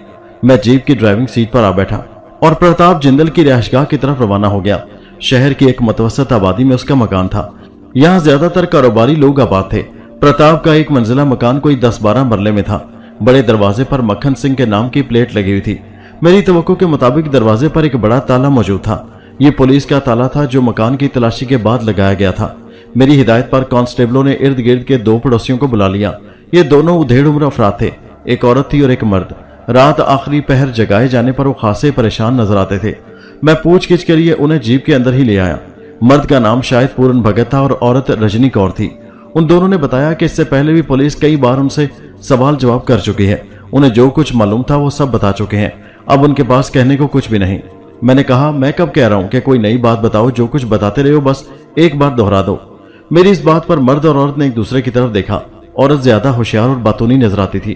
اس نے اپنی اور مرد کی طرف سے بات کرتے ہوئے جو کچھ بتایا اس کا خلاصہ یہ ہے. مکھن سنگھ نے آج سے کوئی 4 سال پہلے اس محلے میں مکان لیا تھا. پہلے یہ مکان کرائے پر تھا, بعد میں اس نے خرید لیا. وہ پرانی اور نئی گاڑیوں کی خرید و فروخت کا کام کرتا ہے, کبھی کبھی گاڑیاں قسطوں پر بھی دیتا ہے. محلے میں اس نے کبھی کسی سے اونچی نیچی بات نہیں کی, بالکل شریفوں کی طرح رہا ہے. اس کی بیوی شاردا بے حد خوبصورت ہے لیکن بڑی چپ چاپ سی ہے. محلے میں اس کا ملنا جلنا بہت کم تھا. میاں بیوی کو کبھی لڑتے جھگڑتے نہیں سنا گیا. اس سے اندازہ ہوتا کہ ان میں سلوک تھا. شاردا نیک اور شریف عورت ہے لیکن اس کے آگے پیچھے کا کچھ پتہ نہیں, نہ ہی اس نے کبھی کسی کو بتایا ہے. بعض لوگ یہ سمجھتے ہیں کہ مکھن سنگھ اسے کہیں سے نکال کر لایا ہے. آج سے کوئی 2 ہفتے پہلے ایک روز صبح محلے والوں نے دیکھا تو مکھن سنگھ کے گھر پر تالا پڑا ہوا تھا. وہ کسی اڑوس پڑوس کو بتا کر بھی نہیں گیا تھا. چند دن بعد پولیس آئی تو معلوم ہوا کہ مکھن سنگھ کا اپنے ایک ساجھے دار سے جھگڑا تھا اور اس سے اس کے 3 بچے اغوا کر لیے ہیں. یہ خبر سن کر اہل محلہ حیران رہ گئے. رجنی کور اس عورت کے طویل بیان سے مجھے کوئی اہم بات معلوم نہ ہو سکی. میں نے اس بیان کے آخر میں پوچھا آپ شاردا کا حلیہ بتا سکتے ہیں؟ عورت نے وہی جواب دیا جو اس سے پہلے ایس پی صاحب دے چکے تھے. وہ بولی اس کا حلیہ بس یہی ہے کہ وہ بڑی خوبصورت ہے, اونچے لمبے قد کی جوان ہے, مراٹھی لہجے میں پنجابی بولتی ہے. میں نے پوچھا کیا اس سے پہلے بھی وہ چند دنوں کے لیے کہیں جاتی تھی؟ رجنی کور نے ذہن پر زور دے کر کہا میرے خیال میں تو یہ پہلا موقع ہے. اس کا کوئی تھا ہی نہیں تو اس نے جانا کہاں تھا؟ ویسے بھی مکھن سنگھ اسے بہت کم باہر لے کر جاتا تھا, بڑا چھپا چھپا کر رکھتا تھا. میں نے سوال کیا کبھی اس نے یا مکھن سنگھ نے ہوشیار پور کا ذکر کیا ہو یا بتایا ہو کہ وہاں ان کا کوئی جاننے والا ہے؟ مرد اور عورت تھوڑی دیر کے لیے ایک دوسرے کو دیکھتے رہے, پھر انکار میں سر ہلانے لگے. کچھ دیر بعد میں نے ان دونوں کو فارغ کر دیا. میں ایس پی صاحب سے مکان کی چابی لے کر آیا تھا. ہوشیار پور روانہ ہونے سے پہلے میں ایک نظر مکان میں ڈال لینا چاہتا تھا. دروازے کھلوا کر میں نے اچھی طرح مکان اور سامان کی تلاشی لی. کوئی خاص سراغ ہاتھ نہیں آیا. بس یہ اندازہ ہوا کہ مکھن سنگھ باقاعدہ پروگرام بنا کر یہاں سے نکلا تھا. وہ کچھ سامان تو ساتھ لے گئے تھے, باقی اچھی طرح سنبھال گئے تھے. مکان کی سجاوٹ اور سامان وغیرہ سے شاردا کی سلیقہ شعاری اور سمجھداری کا پتہ چلتا تھا. وہ خاصی سلجھی ہوئی عورت تھی. میں نے مکان کا دروازہ بند کروا دیا. اب مجھے جلد از جلد ہوشیار پور پہنچنا تھا. میرے پاس بس ایک ہی سراغ تھا اور یہ سراغ مجھے اس منحوس مکان سے ملا تھا جہاں پرتاپ جندل نے 3 یرغمالیوں کو رکھا ہوا تھا. جیسا کہ میں نے آپ کو بتایا ہے کہ اس مکان میں پرتاپ نے اپنے ساتھی کرلا سنگھ سے ایک بات کی تھی اور اس بات سے مجھے چند کارآمد اشارے ملے تھے. ان اشاروں کے سوا میرے پاس اس وقت کوئی اور کچھ نہیں تھا. وہ بات کچھ اس طرح تھی کہ پرتاپ کے ہاتھ میں کی رنگ تھا جس میں 3 چابیاں لگی ہوئی تھی. اس نے چابیوں کو گھورتے ہوئے افسوس سے کہا تھا شاردی کے لیے تو مصیبت کھڑی ہو گئی ہوگی. جواب میں کرلا سنگھ بولا تھا ہاں, اندرون ہوشیار پور تو کوئی چابی تالے والا بھی مشکل سے ملے گا. اس کے بعد کھانا کھاتے کھاتے سروج بری طرح کھانسنے لگی تھی اور بات کا رخ دوسری طرف مڑ گیا تھا. پرتاپ اور کرلا سنگھ کے ان 2 فکروں سے میں نے اپنے ذہن میں ایک خاکہ سا بنا دیا تھا. وہ خاکہ کچھ اس طرح تھا. اغوا کی واردات سے پہلے پرتاپ جندل نے اپنی بیوی شاردا اور بچے کو محفوظ مقام تک پہنچانے کے لیے ہوشیار پور کا رخ کیا تھا. وہاں اندرون شہر اس نے انہیں کوئی مکان لے کر دیا تھا. مکان میں بیوی بچے کو سیٹ کرنے کے بعد وہ واپس چندی گڑھ آ گیا تھا اور اپنے ساتھیوں کے ساتھ مل کر چاولہ کے بچوں کو اغوا کر لیا تھا. اس ساری کارروائی میں اس سے ایک چھوٹی سی غلطی بھی ہوئی تھی. وہ ہوشیار پور والے مکان کی چابیاں اپنے ساتھ ہی لے آیا تھا اور اب سوچ رہا تھا کہ اس کی بیوی کو تالے کھلوانے یا تلوانے کے لیے پریشانی کا سامنا ہوگا. میرا یہ خاکہ کہاں تک درست تھا اور درست تھا بھی یا نہیں, اس کا اندازہ ہوشیار پور پہنچ کر ہی ہو سکتا تھا, اور وہ بھی اس وقت جب شاردا سے ملاقات ہو جاتی. لیکن اس سے ملاقات ہوگی کیسے؟ اس وقت یہی سب سے بڑا مسئلہ تھا. اگر میرے پاس وافر ٹائم ہوتا تو کئی منصوبے بنائے جا سکتے تھے, لیکن ٹائم کے نام پر میرے پاس صرف 12.5 یا 13 گھنٹے تھے. اس مختصر وقت میں مجھے ہوشیار پور پہنچنا تھا, واپس آنا تھا اور شاردا کا کھوج بھی لگانا تھا. جیپ تیز رفتاری سے ہوشیار پور کی طرف اڑی جا رہی تھی اور اس سے بھی زیادہ رفتار کے ساتھ میرا ذہن تفتیش کے راستوں پر بھاگ رہا تھا. میرے سامنے اس وقت 2 راستے تھے. پہلا تو یہ کہ فوراً اندرون شہر کے پراپرٹی ڈیلروں سے رابطہ قائم کروں اور ان سے دریافت کروں کہ آج سے 14-15 روز پہلے فلاں حلیے کے ایک شخص نے مکان تو کرایہ پر نہیں لیا. اول تو اس مختصر وقت میں سارے ڈیلروں سے رابطہ قائم کرنا ممکن نہیں تھا. دوسرے یہ بات بھی یقین سے نہیں کہی جا سکتی تھی کہ پرتاپ نے مکان کرائے پر ہی لیا ہو سکتا تھا وہ اس کا اپنا ہی مکان ہو یا اس کے کسی یار دوست کا ہو. دوسرا راستہ میرے ذہن میں یہ تھا کہ شہر کے چابیاں بنانے والوں سے رابطہ قائم کروں. ہوشیار پور ان دنوں ایک چھوٹا سا شہر تھا. میرے اندازے کے مطابق زیادہ سے زیادہ 7-8 چابی بنانے والے ہوں گے. یہ ان ممکن تھا کہ پچھلے دنوں شاردا یا اس کے بھیجے ہوئے کسی شخص نے کسی چابی بنانے والے سے رابطہ قائم کیا ہو अगर एक आध चाबी का मामला हो तो लोग ज्यादा परवाह नहीं करते, ताला तोड़ लेते हैं या कोई और तरीका इख्तियार कर लेते हैं। मगर चाबियों का जब गुच्छा गुम हो जाए तो चाबी बनाने वाले से मदद ही लेनी ही पड़ती है और उसे घर बुलाना पड़ता है। ताम इस सूरत में भी कई इम्कान होते हैं। बाज दफा चाबियों की नकलें मिल जाती हैं और बाज औकात घर ही में ताने वगैरह डालकर काम चला लिया जाता है। मैं सोचता रहा और घड़ी की सुइयां अपने दायरे में हरकत करती रहीं। इस हरकत के साथ साथ जीप भी तूफानी रफ्तार से होशियारपुर की तरफ भागती रही। हम रास्ता आनंदपुर करीबन 3 घंटे में होशियारपुर पहुंच गए। उस वक्त सुबह के 8:30 बजे थे। शहर पूरी तरह जाग गया था और हर तरफ चहल पहल नजर आ रही थी। हम सीधे मरकजी थाने में पहुंचे। एक एचओ, एक सिख डीएसपी था, वो थाने में मौजूद नहीं था। उसके असिस्टेंट एसआई रहमत बलोच ने गर्मजोशी से हमारा इस्तकबाल किया और हर तरह के ताउन का यकीन दिलाया। मैंने एक लम्हा ज़ाया किए बगैर अपनी तलाश का आगाज कर दिया। एक एएसआई और 2 हेड कांस्टेबलों को हिदायत की गई कि वो फौरी तौर पर अंदरूनी शहर के प्रॉपर्टी डीलरों से राब्ता कायम करें और उनसे मतलूबा मालूमात हासिल करें। खुद मैं 2 मकामी कांस्टेबलों के साथ एमन सिंह नामी एक शख्स की तरफ रवाना हुआ। एमन सिंह शहर का सबसे पुराना ताला मेकर था और उसे शहर के तमाम ताला मेकरों के बारे में मालूमात हासिल थी। मुझे मालूम हुआ कि वो पुलिस के लिए मुखबरी वगैरह भी करता है। उसका मकान एक कच्ची पक्की आबादी में वाक़या था। पहले वो साइकिल पर फेरी लगाता था, अब एक बाजार में उसकी दुकान थी। हम उसके घर पहुंचे तो दरवाजे को अंदर से कुंडी लगी हुई थी। एक कांस्टेबल ने जोर से दरवाजा खटखटाया। दूसरी तीसरी दस्तक पर दरवाजे की झरी में से मुझे किसी नीले लिबास वाले की झलक नजर आई, मगर काफी इंतजार के बावजूद किसी ने दरवाजा नहीं खोला। हमारा एक एक लम्हा कीमती था। आगे बढ़कर मैंने खुद दस्तक देनी शुरू की। इस दौरान एमन सिंह का एक हमसाया बाहर निकल आया। उसने कहा, जनाब वो दुकान पर चला गया होगा, उसकी बीवी इन दिनों गई हुई है। चोरी चकारी के डर से वो अंदर से ताला लगा जाता है। अगर मैंने दरवाजे के अंदर किसी को हरकत करते ना देखा होता तो फौरन उस शख्स की बात मान लेता, मगर मैं जानता था अंदर कोई मौजूद है। मैंने दोबारा दस्तक दी और फिर गुस्से में आकर दरवाजे को जोरदार टांग मारी और कुंडी तोड़कर अंदर दाखिल हो गया। कांस्टेबल भी मेरे साथ थे। सहन में एमन सिंह की साइकिल देखकर एक कांस्टेबल बोला, वो अंदर है जी, ये देखे साइकिल। इतने में एक कमरे का दरवाजा खुला और एमन सिंह बाहर निकला। उसकी उम्र 40 के लगभग थी। वो दाढ़ी मुंडा सिख था, चेहरा करख्त और तोंद बाहर को निकली हुई। उसका भलाई जिस्म नंगा था और वो धोती को अपने पेट के गिर्द कसने की कोशिश कर रहा था। वो अंदर क्या कर रहा था, ये सवाल पूछने की किसी को जरूरत ही नहीं थी। उसके सारे चेहरे पर लिपस्टिक और पाउडर वगैरह लगा हुआ था। कुंडी टूटने की वजह से उसे हुलिया दुरुस्त करने की मोहलत भी नहीं मिली थी। तुमने दरवाजा क्यों नहीं खोला, मैंने करख्त लहजे में पूछा। मेरा ख्याल था कि वो अपनी चोरी पकड़े जाने पर शर्मिंदा होगा और घबरा कर जवाब देगा, लेकिन यहां तो उल्टा चोर कोतवाल को डांटे वाला मामला था। एमन सिंह ने अकड़ कर कहा, मेरे घर की कुंडी किसने तोड़ी है? एक कांस्टेबल बोला, ये इंस्पेक्टर साहब चंडीगढ़ से आए हैं, कोई जरूरी बात करनी है तुमसे। उसने एक नजर लापरवाही से मुझ पर डाली और दोबारा कांस्टेबल से बोला, लेकिन कुंडी किसने तोड़ी है? मैं जानता था कि एमन सिंह ताला मेकर ही नहीं बल्कि इसका मुखबर भी है और इसके अलावा डीएसपी का मुंह चढ़ा भी है, लेकिन कुछ भी था, उसका रवैया बड़ा बदतमीजी का था। मैं गुस्से में तपा हुआ तो था ही, लपक कर आगे गया और उसे सर के बालों से पकड़ लिया। तेरे बाप ने तोड़ी है कुंडी? मैंने दांत पीस कर कहा और एक जोरदार थप्पड़ उसके मुंह पर मारा। वो उलटकर पानी के 2 मटकों पर गिरा और उन्हें तोड़ता हुआ जमीन बोस हो गया। उस वक्त कमरे के अंदर से एक सुरीली चीख उभरी और एक लड़की कमरे का दरवाजा खोलकर बैरूनी दरवाजे की तरफ भागी। पकड़ो इसे, मैंने चिल्लाकर कहा। एक लमढींग कांस्टेबल भागकर गया और लड़की के रास्ते में खड़ा हो गया। लड़की ने भागने का रास्ता बंद देखा तो तेजी से मुड़कर मेरे पास आई और हाथ जोड़कर माफिया मांगने लगी। मैं बेकसूर हूं थानेदार साहब, मैं सब कुछ छोड़ चुकी हूं। यह शैतान डरा धमकाकर मुझे ले आता है, कहता है तेरी मुखबरी कर दूंगा। मेरे छोटे छोटे बच्चे हैं जी। लड़की की उम्र 22-23 साल से कम नहीं थी। शक्ल अच्छी थी मगर चेहरे पर शबाब का रंग नजर नहीं आता था। उसके ववेले से मुझे पता चला कि वो उन औरतों में से है जो जरूरतों की वजह से धंधा करने पर मजबूर होती हैं। एमन सिंह जैसे मुखबर उन्हें डरा धमकाकर पैसों और जिस्म की सूरत में अपना लेते रहते हैं। मुझे एमन पर गुस्सा तो पहले ही था। लड़की के ववेले ने जल्दी पर तीली का काम किया। मैंने उसे ठोकरों और थप्पड़ों से बुरी तरह पीट डाला। जल्दी उसके नाक मुंह से खून जारी हो गया और बुरी तरह हाँफने लगा। अकड़ फूं भी काफी हद तक कम हो गई थी। मैंने उसे धोती संभालने का मौका दिया और फिर बालों से खींचकर एक सतून के साथ बिठा दिया। देख एमन, मैंने उसके चेहरे की तरफ उंगली उठाई। तूने जो सांप निकालना है बेशक निकाल लेना, मगर इस वक्त जो मैं कह रहा हूं सिर्फ वो कर। शहर में इस वक्त जितने ताला मेकर हैं मुझे उनके नाम और पते चाहिए फौरन। मेरे 2 टोक लहजे का खातिर ख्वाह असर हुआ।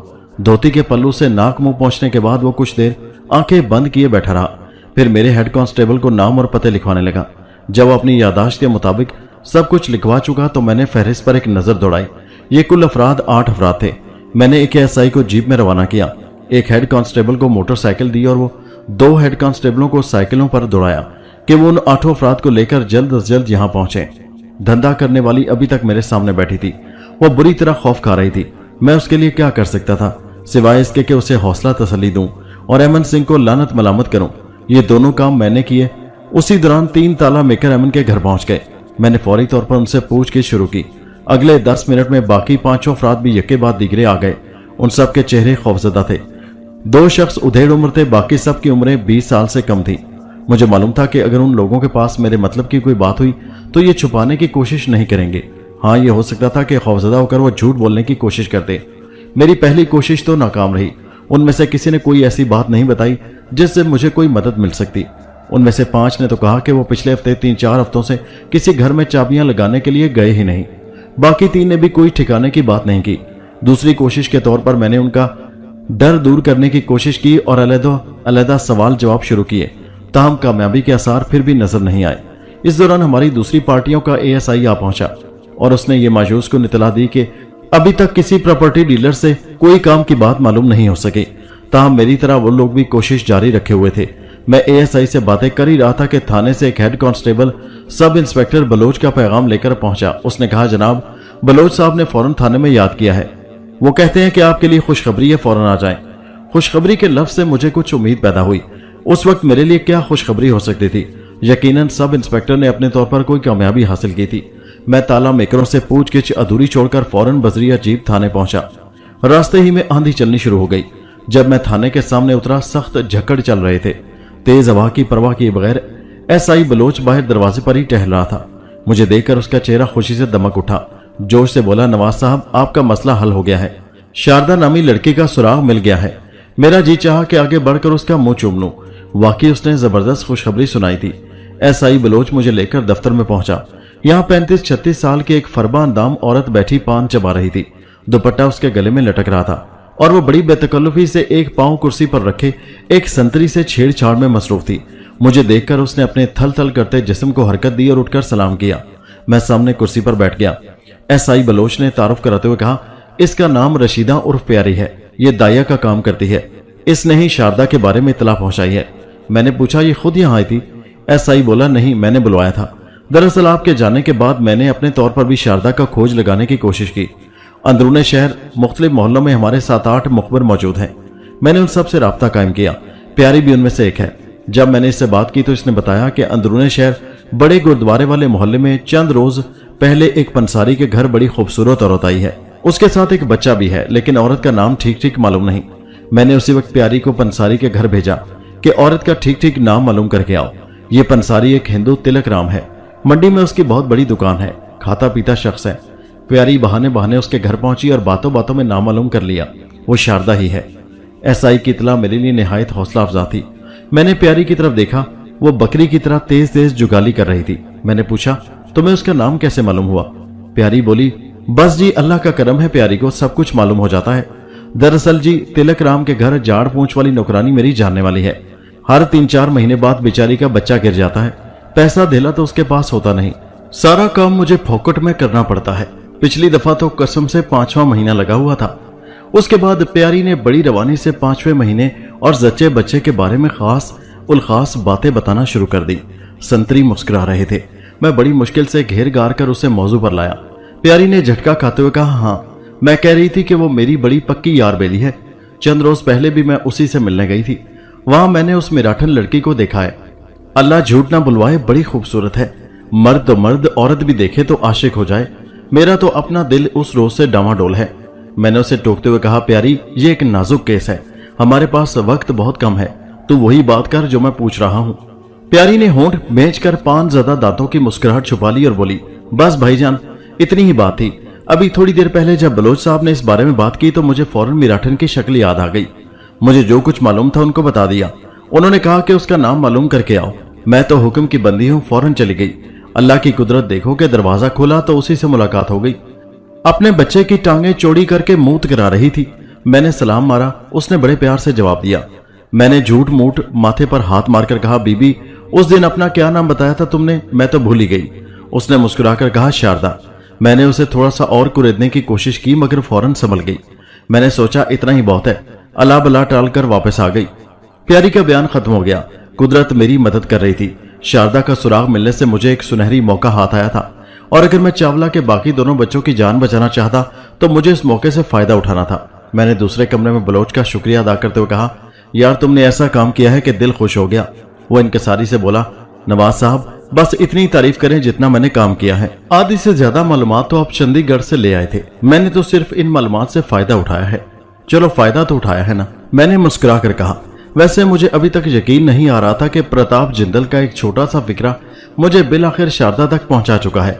बिलाशुबा ये एक हैरानकुन कामयाबी थी। अभी हम बात कर ही रहे थे कि थाने से बाहर जीप रुकने की आवाज आई। मेरा ख्याल है कि डीएसपी साहब आ गए हैं, बलोच ने खड़े होते हुए कहा। जरा ही देर बाद भारी जूतों की ठक ठक सुनाई दी और डीएसपी साहब दंदनाते हुए अंदर चले आए। हम दोनों ने सैल्यूट किया। डीएसपी ऊंचे कद काठ का शख्स था, आंखों से होशियार और चेहरे से सख्त दिखाई देता था। इससे पहले मेरी उसकी मुलाकात नहीं हुई थी। बलोच ने उससे मेरा तारुफ कराया। वो लापरवाही से सुनता रहा। एक बार भी उसके चेहरे पर मुस्कुराहट नहीं आई। शायद चंडीगढ़ वालों से उसकी कोई खार थी, या फिर तबीयत ही उसने ऐसी सड़ियल पाई थी।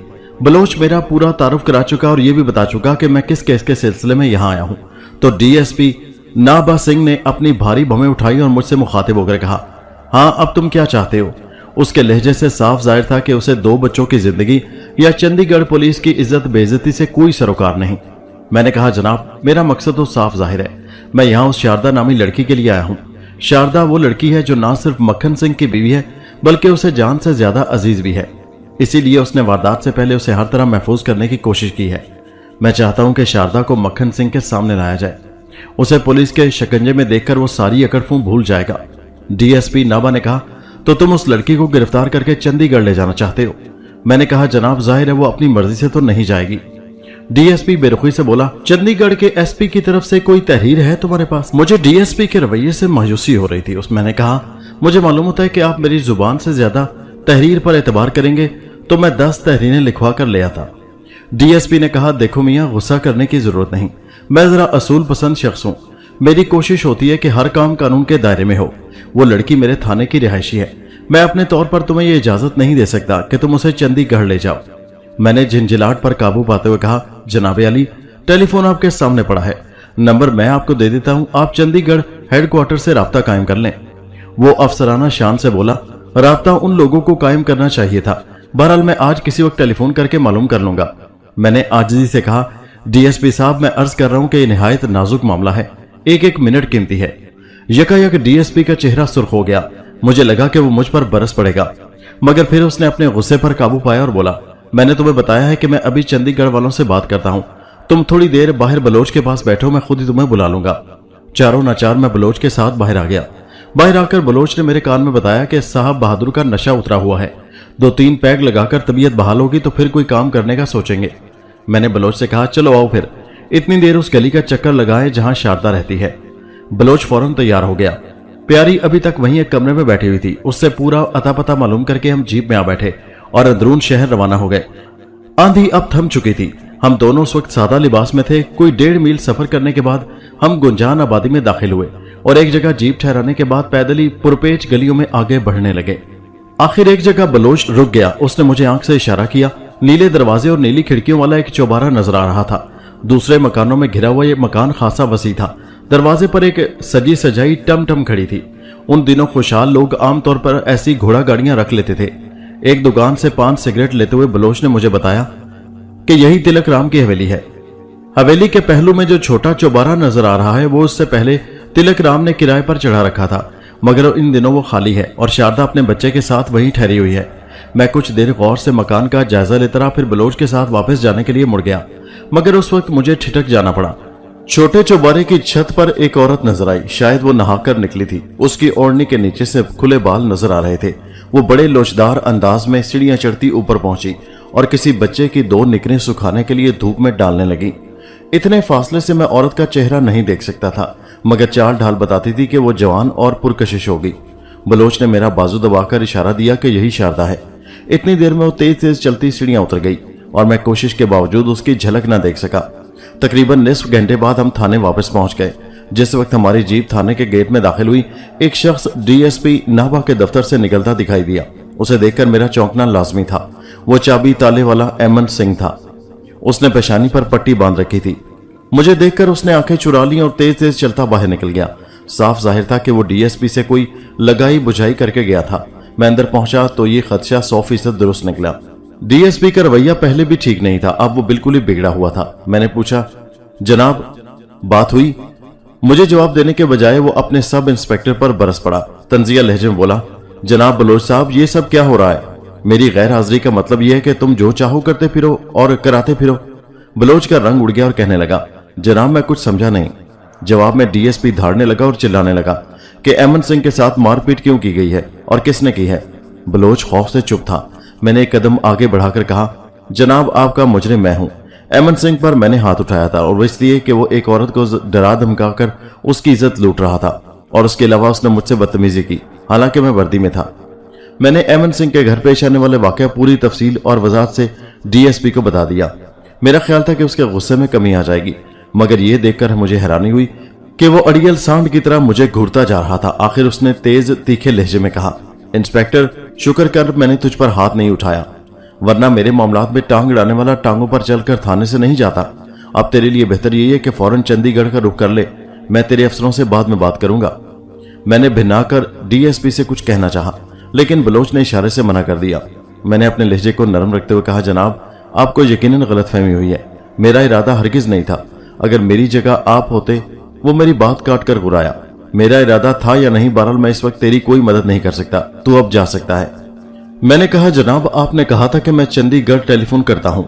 उसने एक बड़ी गाली चंडीगढ़ को और दूसरी टेलीफोन को निकाली और टेलीफोन सेट मेरे सामने फेंकते हुए बोला, ले तू खुद कर ले टेलीफोन, अगर होता है तो। करीब बैठे एक हवालदार ने दबे लहजे में कहा, लाइनें खराब हैं जी, काफी कोशिश करते रहे हैं हम। बलोच ने चुपके से मेरी उंगली खींची। मतलब यह था कि अब डीएसपी से सर खपाने का कुछ फायदा नहीं, चलो बाहर चलते हैं। मुझे डीएसपी पर तैश तो बहुत आ रहा था। जी चाहता था कि एक दो खरी खरी सुना दूं, फिर चाहे कुछ भी हो जाए, मगर उस वक्त नोखेज राधिका का मुरझाया हुआ चेहरा मेरी निगाहों में घूम गया। उसकी दीदी की बची कुची लाश तस्वुर में आ गई। मैंने सोचा, मेरी बेइज्जती की कोई बात नहीं, अगर चावला के बच्चों की जिंदगी चली गई तो यह बहुत बड़ा नुकसान होगा। मुझे इस मौका पर कोई बड़ा मसला खड़ा नहीं करना चाहिए। मैंने डीएसपी की तरफ देखा और जले हुए दिल के साथ शुक्रिया अदा करके तेज कदमों से बाहर निकल आया। अभी गेट तक पहुंचा था कि बलोच पीछे से आ गया, मुझे थाने से बाहर एक करीबी गली में ले गया और बोला, नवाज साहब ये बड़ा खर दिमाग शख्स है, जो बात मुंह से निकल गई बस निकल गई, अब किसी तरह ताउन नहीं करेगा। बस एक ही सूरत है कि चंडीगढ़ या जलंधर से कोई अफसर इसके कान मरोड़े, लेकिन यह मसला भी अब मुश्किल हो गया है। हवालदार सही कह रहा था, आंधी की वजह से अमूमन लाइनें खराब हो जाती हैं। अब यहां से टेलीफोन भी नहीं हो सकता। आप ऐसा करें कि चंडीगढ़ से तहरीरी हुक्म मंगवा लें, अब इसके सिवा और कोई चारा नहीं। मैंने हैरत से कहा, ये तुम कह रहे हो बलोच, सब कुछ जानते बूझते भी? इस वक्त 11 बज चुके हैं और मेरे पास सिर्फ 9 घंटे बाकी हैं, जबकि चंडीगढ़ से हुक्मनामा लाने और वापस जाने के लिए कम से कम 11 घंटे दरकार होंगे, और तब तक वो खबीस मक्खन सिंह दूसरी लड़की की जान से खेल जाएगा। तुम लोग नहीं जानते, लेकिन मैं उस कातिल को अच्छी तरह जानता हूं। बलोच मेरी हाँ में हाँ मिलाते हुए बोला, और फिर यह भी जरूरी नहीं कि आपके मंगवाए हुए हुक्मनामे को डीएसपी कबूल ही कर ले। उसके रवैये से जाहिर है कि वो हर तरह आपको सताने के मूड में है। अब तुम ठीक सोच रहे हो। मैंने उसके ख्याल की तस्दीक की। मुझे तो लग रहा है कि यह सारी जद्दोजहद ही बेकार हो जाएगी। बलोच फिक्र अंगेज नजरों से मेरी तरफ देख रहा था। मेरी समझ में भी कुछ नहीं आ रहा था कि क्या किया जाए। अब तो एक ही सूरत रह जाती थी, और वो ये कि डीएसपी की मंजूरी के बगैर और मकामी पुलिस को बाईपास करके मैं शारदा को लेकर रफू चक्कर हो जाऊं। अचानक एक ख्याल बिजली की तरह मेरे जहन में कूद गया, क्यों ना सचमुच ऐसा ही किया जाए। अगर मैं एक आम शख्स के भेस में शारदा को जबरदस्ती साथ ले जाता तो एक बहुत बड़ा फायदा हासिल हो सकता था। मेरा जहन तेजी से वाकयात की मुख्तलिफ कड़ियां मिलाने लगा। कुदरत खुद ब खुद मुझे एक रास्ता दिखा रही थी, और यह रास्ता पहले रास्ते से बहुत बेहतर था। इस रास्ते पर कामयाबी की उम्मीद बहुत बढ़ जाती थी। मैं वहीं खड़ा खड़ा सोचता रहा और चंद लोगों में एक निहायत अहम फैसले पर पहुंच गया। दर हकीकत डीएसपी नाबा के रवैये और वक्त की कमी ने मेरा प्रोग्राम तब्दील कर दिया था। बलोच बड़े गौर से मेरे रंग बदलते चेहरे को देख रहा था। क्या बात है नवाज साहब, उसने पूछा। मैंने कहा, बलोच मैंने एक फैसला किया है, तुम मुझे किसी अच्छे से होटल का पता दो। मैंने हाथ धोकर 1-2 घंटे आराम करना चाहता हूं। इसके अलावा मुझे क्लोरोफॉर्म या किसी ऐसी दूसरी दवा की एक छोटी शीशी चाहिए। बाकी बातें मैं तुम्हें बाद में बताऊंगा, या हो सकता है कि तुझे खुद ही मालूम हो जाए। बलोच बहुत अच्छा शख्स था। बिलाल शाह की जुबान में बड़ा बीबा मुंडा था। اس نے خواہ سوال کر کے مجھے بیزار کرنے کی کوشش نہیں کی۔ میری خواہش کے مطابق اس نے مجھے ایک قریبی ہوٹل کا پتہ بتا دیا اور میرے ہوٹل پہنچنے کے آدھے گھنٹے کے اندر اندر مجھے مطلوبہ شیشی بھی فراہم کر دی۔ نہا دھو کر ہم نے دوپہر کا کھانا کھایا اور رات بھر کی تھکاوٹ اتارنے کے لیے کچھ دیر کو لیٹ گئے۔ اس دوران میرا ذہن مسلسل آئندہ کی منصوبہ بندی کرتا رہا۔ حالات مجھے فوری کارروائی پر مجبور کر رہے تھے اور یہ کارروائی تھی شاردا کو اٹھانے کی۔ دن دہاڑے یہ کام بے حد مشکل تھا اور خطرناک بھی ثابت ہو سکتا تھا، مگر اس کے سوا کوئی چارہ نہیں تھا۔ خوش آئند بات صرف ایک ہی تھی کہ موسم میرا ساتھ دے رہا تھا۔ آندھی اب تو ختم ہو گئی تھی، لیکن جاتے جاتے ہوشیارپور کے آسمان پر بہت گہرے بادل چھوڑ گئی۔ مسلسل بوندا باندی ہو رہی تھی اور ساتھ میں ٹھنڈی ہوا بھی چل رہی تھی۔ ویسے بھی اس روز چھٹی تھی۔ گلیوں بازاروں میں بہت کم لوگ دکھائی دیتے تھے۔ جب میری کلائی کی گھڑی نے دوپہر ٹھیک 2 بجے کا وقت بتایا تو تمام خطرات بالائے طاق رکھ کر میں اپنے بستر سے اٹھ گیا۔ میری ہدایت پر ایک ہیڈ کانسٹیبل جیپ کی سرکاری نمبر پلیٹ اتار کر عام پلیٹ لگا چکا تھا۔ لباس بھی ہم تینوں نے سادہ پہن رکھے تھے۔ ایک سکھ کانسٹیبل نے ایک رنگدار دھوتی اور کرتا پہن رکھا تھا۔ مسلمان کانسٹیبل پاجامے قمیض میں تھا۔ میں نے نیلی شلوار قمیض پہن رکھی تھی، اوپر ایک سلیٹی رنگ کا سلوکا تھا۔ سکھ ہیڈ کانسٹیبل کے پاس پکی رائفل اور میرے پاس 38 بور کا ریوالور تھا۔ ہم ہوٹل سے فارغ ہو کر جیپ میں آ بیٹھے اور مناسب رفتار سے اندرون شہر روانہ ہو گئے۔ بودا باندھی جاری تھی، موسم ٹھٹرا ہوا تھا۔ مختلف گلیوں سے ہو کر آخر ہم تلک رام کی حویلی کے سامنے پہنچ گئے۔ تھوڑی دیر پہلے بلوچ کے ساتھ میں حویلی کا محل وقوع اچھی طرح دیکھ چکا تھا۔ دائیں بائیں یا پیچھے سے اندر گھسنے کا کوئی راستہ نہیں تھا۔ میں جیپ کو سیدھا سامنے والے دروازے پر لے گیا۔ خوش قسمتی سے دروازہ کھلا ہوا تھا۔ اب میرے پاس 2 راستے تھے۔ ایک تو یہ کہ شریفانہ طور پر شاردا سے ملاقات کروں اور اسے بہلا پھسلا کر کسی طرح اپنے ساتھ چلنے پر رضامند کر لوں۔ دوسرا راستہ ظاہر ہے زبردستی کا تھا۔ پہلے طریقے کی کامیابی کا امکان بہت کم تھا۔ شاردا کوئی عام گھریلو عورت نہیں تھی، وہ ایک نامی گرامی ڈاکو کی بیوی تھی اور جانتی تھی کہ وہ اس وقت خطرناک حالات سے گزر رہی ہے۔ اس کا کسی بہکاوے میں آنا آسان نہیں تھا۔ پھر یہ بھی ضروری تھا کہ شاردا گھر میں اکیلی ہو۔ عین ممکن تھا کہ اس کے ساتھ کوئی ہوشیار مرد ہو اور وہ میری اس کوشش کو ناکام بنا ڈالے۔ ان آخری لمحوں میں تھوڑی سی سوچ بچار کے بعد میں نے براہ راست کارروائی کا فیصلہ کیا۔ میں نے چہرے اور سر پر ایک چادر ڈھانٹے کی طرف لپیٹ لی، پھر ساتھی کانسٹیبل کو جیپ ریورس کرنے اور سٹارٹ رکھنے کی ہدایت کر کے نیچے اترا اور 2 قدم چل کر دندناتا ہوا دروازے میں گھس گیا۔ حویلی کا وسیع صحن خالی پڑا تھا، صرف ایک عورت جو شاید ملازمہ تھی ایک چارپائی اٹھائے اندر جا رہی تھی۔ اس کی نظر بچاتا ہوا میں سیدھا چھوٹے چوبارے کی طرف چلا گیا۔ برآمدے کو بارش کی بوچھاڑ سے بچانے کے لیے دروں میں چکیں لٹکائی گئی تھیں۔ میں ایک چک اٹھا کر برآمدے میں چلا گیا۔ سب سے پہلے میری نظر ایک لمبے ترنگے شخص پر پڑی۔ وہ اپنے لباس اور اولیے سے کوئی چوکیدار لگتا تھا، چہرے سے کافی ہوشیار نظر آتا تھا۔ اس نے مجھے اور میں نے اسے دیکھا۔ میرے ہاتھ میں اب ریوالور تھا اور وہ شخص سکتے کی کیفیت میں کھڑا تھا۔ اس کی آنکھیں ریوالور کی سیاہ نالی پر تھی جو 4 فٹ کی دوری سے عین اس کی پیشانی کی طرف اٹھا ہوا تھا۔ میرے انداز سے صاف ظاہر تھا کہ اگر اس نے چلانے کی کوشش کی تو میں بے درے گولی داغ دوں گا۔ یکا یک وہ شخص آگے بڑھا اور میرے قریب آ کر دھیمے لہجے میں بولا، تم نے تو رات کو آنا تھا، اس وقت کیوں چلے آئے؟ میں اس سوال پر ٹھٹک کر رہ گیا۔ کچھ سمجھ میں نہیں آئی کہ یہ شخص کیا کہہ رہا ہے۔ اس نے مجھے خاموش دیکھا تو ایک طرف اشارہ کرتے ہوئے بولا، اس سامنے والے کمرے میں چلے جاؤ، اندر سو رہی ہے، گاڑی ساتھ لائے ہو؟ میں نے سر ہلا کر ہاں میں جواب دیا۔ اگر یہ شخص کسی غلط فہمی میں تھا تو مجھے کیا ضرورت تھی یہ غلط فہمی دور کرنے کی؟ میں محتاط قدموں سے اس کی بتائی ہوئی سمت میں بڑھا، ایک چھوٹے سے کمرے سے گزر کر ایک دروازے کے سامنے پہنچا۔ کھڑکیوں میں شیشے لگے تھے اور اندر کوئی کروٹ کے بل پلنگ پر سویا ہوا تھا۔ میں نے اس کی شکل دیکھی اور دیکھتا ہی رہ گیا۔ ایس پی سریش کمار کے الفاظ میرے کانوں میں گونجنے لگے، تم نے کوئی بے حد حسین لڑکی دیکھی ہے؟ اگر دیکھی ہے تو اس کے حسن کو 50 سے ضرب دے دو، شاید تم شاردا کی خوبصورتی کا کوئی اندازہ لگا سکو۔ ایس پی نے بالکل درست کہا تھا۔ میں اپنے سامنے ایک حسن چکا چوند کو محو خواب دیکھ رہا تھا۔ میں نے شاردا کو دیکھنے کے بعد بھی بہت سی خوبصورت لڑکیاں دیکھی ہیں اور ان میں سے کچھ اپنے کردار کی وجہ سے اس سے بھی دلکش اور جاذب نظر تھی، لیکن جہاں تک خد و خال کا تعلق ہے میں نے ایسی کوئی لڑکی نہیں دیکھی اور نہ ہی دیکھنے کی امید رکھ سکتا ہوں۔ کسی نے سچ کہا ہے کہ حسن کے مقابلوں میں جیتنے والی دوشیزائیں کسی ملک کی گمنام گلیوں میں کئی پردادار گھرانوں میں ایسے انمول ہیرے پڑے رہتے ہیں جن کی شعائیں کبھی گھر کی 4 دیواری سے باہر نہیں نکلتی۔ شاید شاردا بھی انہی ہیروں میں سے ایک تھی۔ مجھ جیسا آدمی بھی کٹھن صورتحال کے باوجود اسے یک ٹک دیکھنے سے باز نہ رہ سکا۔ حسن اس کے چہرے کے ایک ایک مسام سے پھوٹ رہا تھا اور وہ اپنے حشر سامان اور توبہ شکن جسم کو ایک خاص زاویے میں سمیٹے بے خبر سو رہی تھی۔ میرا دعویٰ ہے کہ میری جگہ کوئی بھی دل والا ہوتا وہ اس قیامت کا نظارہ کرنے میں کم از کم 5 منٹ ضرور گزار دیتا۔ میں نے صرف آدھ منٹ ضائع کیا اور پھر اپنے فرض کی پکار پر تیز قدموں سے اندر چلا گیا۔ اس وقت میری نگاہ شاردا کے بچے پر پڑی۔ وہ 2.5 سالہ خوبصورت لڑکا ماں کی پشت پر ٹانگ چڑھائے خواب خرگوش کے مزے لے رہا تھا۔ میں نے جیب سے رومال اور کلوروفارم کی شیشی نکالی، تھوڑا سا محلول رومال پر چھڑکا اور شاردا کی طرف بڑھا۔ اس وقت عقب سے بھاگتے قدموں کی آواز آئی اور میں نے ایک ادھیڑ عمر شخص کو دیکھا۔ اس کا حلیہ دیکھتے ہی میں سمجھ گیا کہ یہ تلک رام ہے اور آج چھٹی کی وجہ سے گھر میں ہی ہے۔ اس کے ہاتھ میں پستول تھا۔ وہ غرایا، خبردار جو میری بیٹی کو ہاتھ لگایا۔ جو ہی مجھے دھکا دینے کے لیے قریب پہنچا، میری ٹانگ حرکت میں آئی اور تلک رام کا پستول ہوا میں اچھلتا ہوا ایک الماری سے جا ٹکرایا۔ شور و غل کی آواز نے پلنگ پر دراز قیامت کو بیدار کر دیا تھا۔ میں نے صرف اس کی ایک جھلک دیکھی۔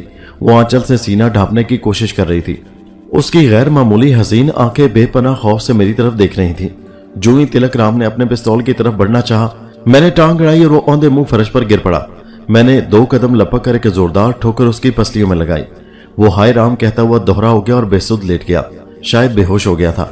اس سے پہلے کہ لڑکی چیختی ہوئی دروازے کی طرف بھاگتی، میں نے جست لگائی اور اسے کمر سے پکڑ لیا۔ وہ سر تپا گداز اور شباب تھی، مگر ان نازک لمحوں میں مجھے ان چیزوں کا ہوش نہیں تھا۔ دل میں صرف ایک ہی خدشہ تھا کہ شاردا کی چیخ اور تلک رام کی آوازیں حویلی کے مکینوں کو یہاں نہ لے آئیں۔ لیکن مجھے حیرانی ہوئی کہ کہیں سے کوئی آہٹ یا پکار سنائی نہیں دی۔ شاید سب لوگ باجماعت کیلولہ کر رہے تھے۔ میں نے ریوالور والے بازو سے شاردا کی نازک کمر کو گھیرے رکھا اور دوسرے ہاتھ سے رومال اس کی ناک پر جما دیا۔ اس کی دوسری چیخ، جو یقیناً پہلی چیخ سے زیادہ بلند ہوتی، اس کے گلے ہی میں گھٹ گئی۔ وہ میرے بازو میں بری طرح مچلی تڑپی، لیکن چند ساتوں میں اس کا بدن ڈھیلا پڑنے لگا اور پھر اس کا سارا بوجھ میرے بازوؤں پر آ گیا۔ میں نے مڑ کر ایک نظر اس کے بچے کی طرف دیکھا۔ وہ تھوڑا سا کسمسا کر دوبارہ گہری نیند سو گیا۔ میدان اب صاف تھا۔ میں نے شاردا کی ٹانگوں کو گرفت میں لے کر ایک جھٹکے سے اسے اپنے کندھے پر ڈال لیا۔ اس کے جھولتے ہوئے بازو میری پشت سے ٹکرا رہے تھے۔ اس وقت میری حیرت کی انتہا نہ رہی جب تلک رام کراتا ہوا کھڑا ہو گیا۔ برآمدے میں ملنے والا لمبا تڑنگا شخص بھی اطمینان سے اندر آ رہا تھا۔ تلک رام میرے قریب آ کر بولا، بڑے ظالم ہو، میری پسلی توڑ کر رکھ دی، چلو جلدی کرو، اب اس بغلی دروازے سے نکل جاؤ۔ میں نے ایک بار پھر ہاں میں سر ہلایا اور تلک رام کے بتائے ہوئے راستے سے نکل کر باہر کی روشنی میں آ گیا۔ بیرونی دروازہ بالکل سامنے نظر آ رہا تھا۔ میں اس طرف بڑھا۔ لمبا تڑنگا شخص پیچھے سے آیا اور اس نے ایک چادر شاردا کے اوپر ڈال دی۔ غالباً وہ چاہتا تھا کہ گلی میں کسی کی نظر مغویہ پر نہ پڑے۔ میں گھر والوں کے تعاون پر حیران بھی ہو رہا تھا اور خوش بھی۔ اگر بلال شاہ موجود ہوتا تو ضرور چہہ کر کہتا، سبحان اللہ، سارے لوگ اگر پولیس سے تعاون کرنے لگ جائیں تو جرائم کا پڑا نہ ہو جائے۔ جیپ دروازے کے بالکل پاس کھڑی تھی۔ میں نے شاردا کو پچھلی نشست پر لٹایا اور گھوم کر ڈرائیونگ سیٹ پر آ گیا۔ بڑے اطمینان اور سکون سے میں نے انجن سٹارٹ کیا اور قدرت الہی پر غور کرتا ہوا بڑی سڑک کی طرف بڑھنے لگا۔ اس وقت ٹھیک 4 بجے تھے، یعنی 8 بجنے میں 4 گھنٹے باقی تھے۔ بارش کی وجہ سے سڑکوں پر پھسلن تھی، اس کے باوجود میں تیز گاڑی چلانے پر مجبور تھا۔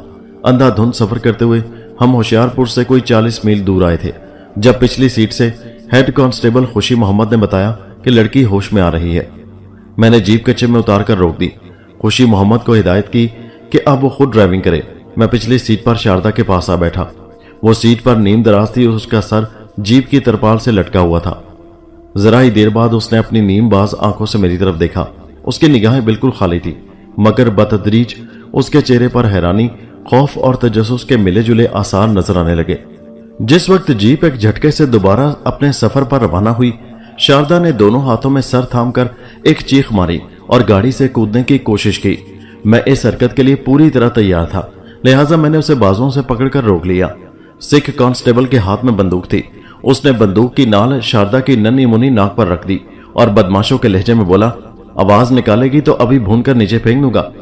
اس کے خوفناک لہجے نے شاردا کو سہما ڈالا۔ پھر اچانک اسے کچھ یاد آیا اور وہ چلانے لگی، میرا بچہ، میرا جگو۔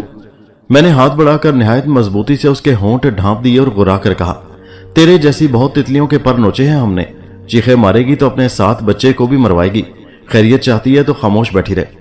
شاردا کی بے انتہا حسین آنکھوں میں شفاف آنسو مڈائے۔ جب مجھے یقین ہو گیا کہ وہ میری بات اچھی طرح سمجھ گئی ہے تو میں نے ہاتھ اس کے ہونٹوں سے ہٹا لیا۔ وہ عاجزی سے بولی، میرا جگو کہاں ہے؟ میں نے کہا، وہ ہمارے پاس ہے اور بالکل محفوظ ہے، لیکن اس وقت تک جب تک تو ہمارے کہنے پر چلے گی۔ اس نے ہم تینوں کے حلیے دیکھے اور اس کی آنکھوں سے نامعلوم اندیشے جھانکنے لگے۔ مجھ سے کیا چاہتے ہو تم؟ وہ روحان سی ہو کر بولی۔ میں شاردا کو زیادہ ڈرانا دھمکانا نہیں چاہتا تھا، मगर जो ड्रामा मैंने सोच रखा था उस पर शारदा को खौफजदा होना जरूरी था। मैंने कहा, फिलहाल हम तुमसे सिर्फ इतना चाहते हैं कि तू अपने और प्रताप जिंदल उर्फ मक्खन के बारे में सब कुछ सच सच बता दे। अगर तू इनकार करेगी तो फिर हम बहुत कुछ चाहने लगेंगे। मैं तो शायद तुझे कुछ ना कहूं, लेकिन इस सिख को देख रही है ना तू, बड़ा जालिम है। खूबसूरत औरतें इसकी कमजोरी हैं। वैसे भी 10 साल से जेल में था, बहुत नदीदा हो रहा है। शारदा से सकने लगी और मुझे शरीफ समझकर मेरे सामने हाथ जोड़ने लगी। मैंने कहा, मैं अपने वादे पर कायम हूं, तू हमें अपनी कहानी सुना दे। इतना लंबा सफर काटने के लिए हमें कुछ तो करना है ना। मेरे मुंह से प्रताप जिंदल का नाम सुनकर उसका रंग फक हो चुका था। उसके रवैये से साफ जाहिर था कि हमने उसे बहुत बड़ी आजमाइश में डाल दिया है। मैंने कहा, बीबी, प्रताप जिंदल हमारे लिए कोई राज नहीं है, वो इस वक्त हमारी मुट्ठी में है। हम तो सिर्फ उसकी चंद बातों की तस्दीक के लिए तुझे ले जा रहे हैं। उसके बाद मैंने प्रताप जिंदल, सेठ चावला और उसके बच्चों के बारे में अपनी तमाम मालूमात बढ़ा चढ़ाकर शारदा के सामने बयान कर दी। उसका चेहरे का रंग बदल रहा था। आखिर एक तवील कोशिश के बाद वो अपनी जुबान खोलने पर रजामंद हो गई। रजामंद क्या हो गई, मैंने रजामंद कर दिया। हिचकोले खाती हुई जीप के पिछले नशिस्त पर उसने आहों और सिसकियों के दरमियान जो कुछ बताया और जो कुछ मुझे बाद में मालूम हुआ, उसका खुलासा ये है। उसका असल नाम सुंदरी था। कोई 4 साल पहले वो मेरठ के नवाही गांव में अपने माँ बाप के साथ रहती थी। एक रात प्रताप जिंदल और उसके साथी मोतीराम ने अपने साथियों के साथ गांव पर हमला किया और जबरदस्त लूट मार की। सुंदरी भी उसी डाके में मोतीराम के हाथ लगी थी। प्रताप और मोती उसे अगवा करने के बाद अबनाले के नवाह में अपने डेरे पर ले गए। उस डेरे पर लूट मार का बहुत सा माल जमा रहता था, जिसमें खुश शक्ल और नौजवान औरतें भी होती थीं। हर ताजा डाके के बाद कुछ लोग आते थे और लूट के माल की बोली लगाकर ले जाते थे। बाज़ औक़ात औरतों की बोली भी लगाई जाती थी। सुंदरी, जिसका नाम शारदा था, चूंकि अच्छी शक्ल की थी, इसलिए उसे हरियाणा के एक अयाश लखपति ने पसंद कर लिया। वो उस पर ऐसा लटू हुआ कि उसने मोतीराम को मुंह मांगी कीमत देने का वादा किया।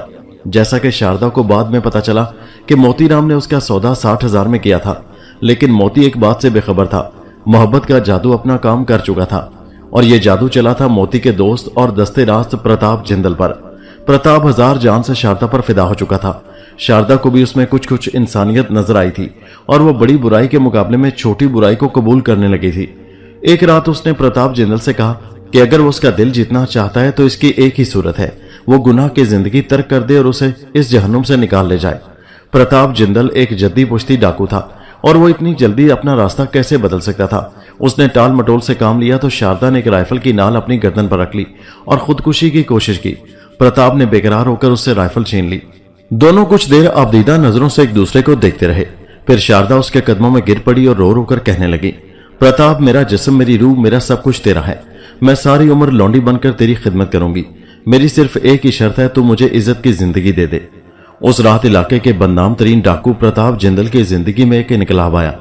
वो सफाक इंसान जो मौत के पहरे और गोलियों की बारिश में भी अपना रास्ता नहीं बदलता था, एक हसीन औरत के आंसुओं से मोम हो गया। उसने अपना रास्ता बदलने का फैसला कर लिया। इससे पहले कि हरियाणा का अयाश शारदा को ले जाता, एक रात प्रताप जिंदल और मोतीराम में एक तवील बहस हुई। उस बहस के आखिर में यह फैसला हुआ कि मोतीराम शारदा को प्रताप के हवाले कर देगा, मगर उसके एवज उसे मोतीराम को 80,000 रुपए अदा करने होंगे। अगर 4 बरस के अंदर अंदर प्रताप ये रकम नहीं चुकाएगा तो शारदा पर उसका कोई हक नहीं होगा। उसके अलावा उसे वादा खिलाफी के लिए कड़ी सजा भी भुगतना पड़ेगी। प्रताप जिंदल ने अपने साथियों की तमाम शराइत तस्लीम कर ली और शारदा का हाथ थामकर चंडीगढ़ आ गया। उसने दाढ़ी रख ली और केस बढ़ा लिए और मक्खन सिंह के नाम से किराए के मकान में रहने लगा। वो दिली तौर पर जराइम की जिंदगी को खैराबाद कहलाया था और अब उसके सामने नए रास्ते और नई मंजिलें थीं। शारदा उसके साथ थी और उसे महसूस हो रहा था कि सारी दुनिया उसके कदमों में है। उसने शारदा से शादी कर ली।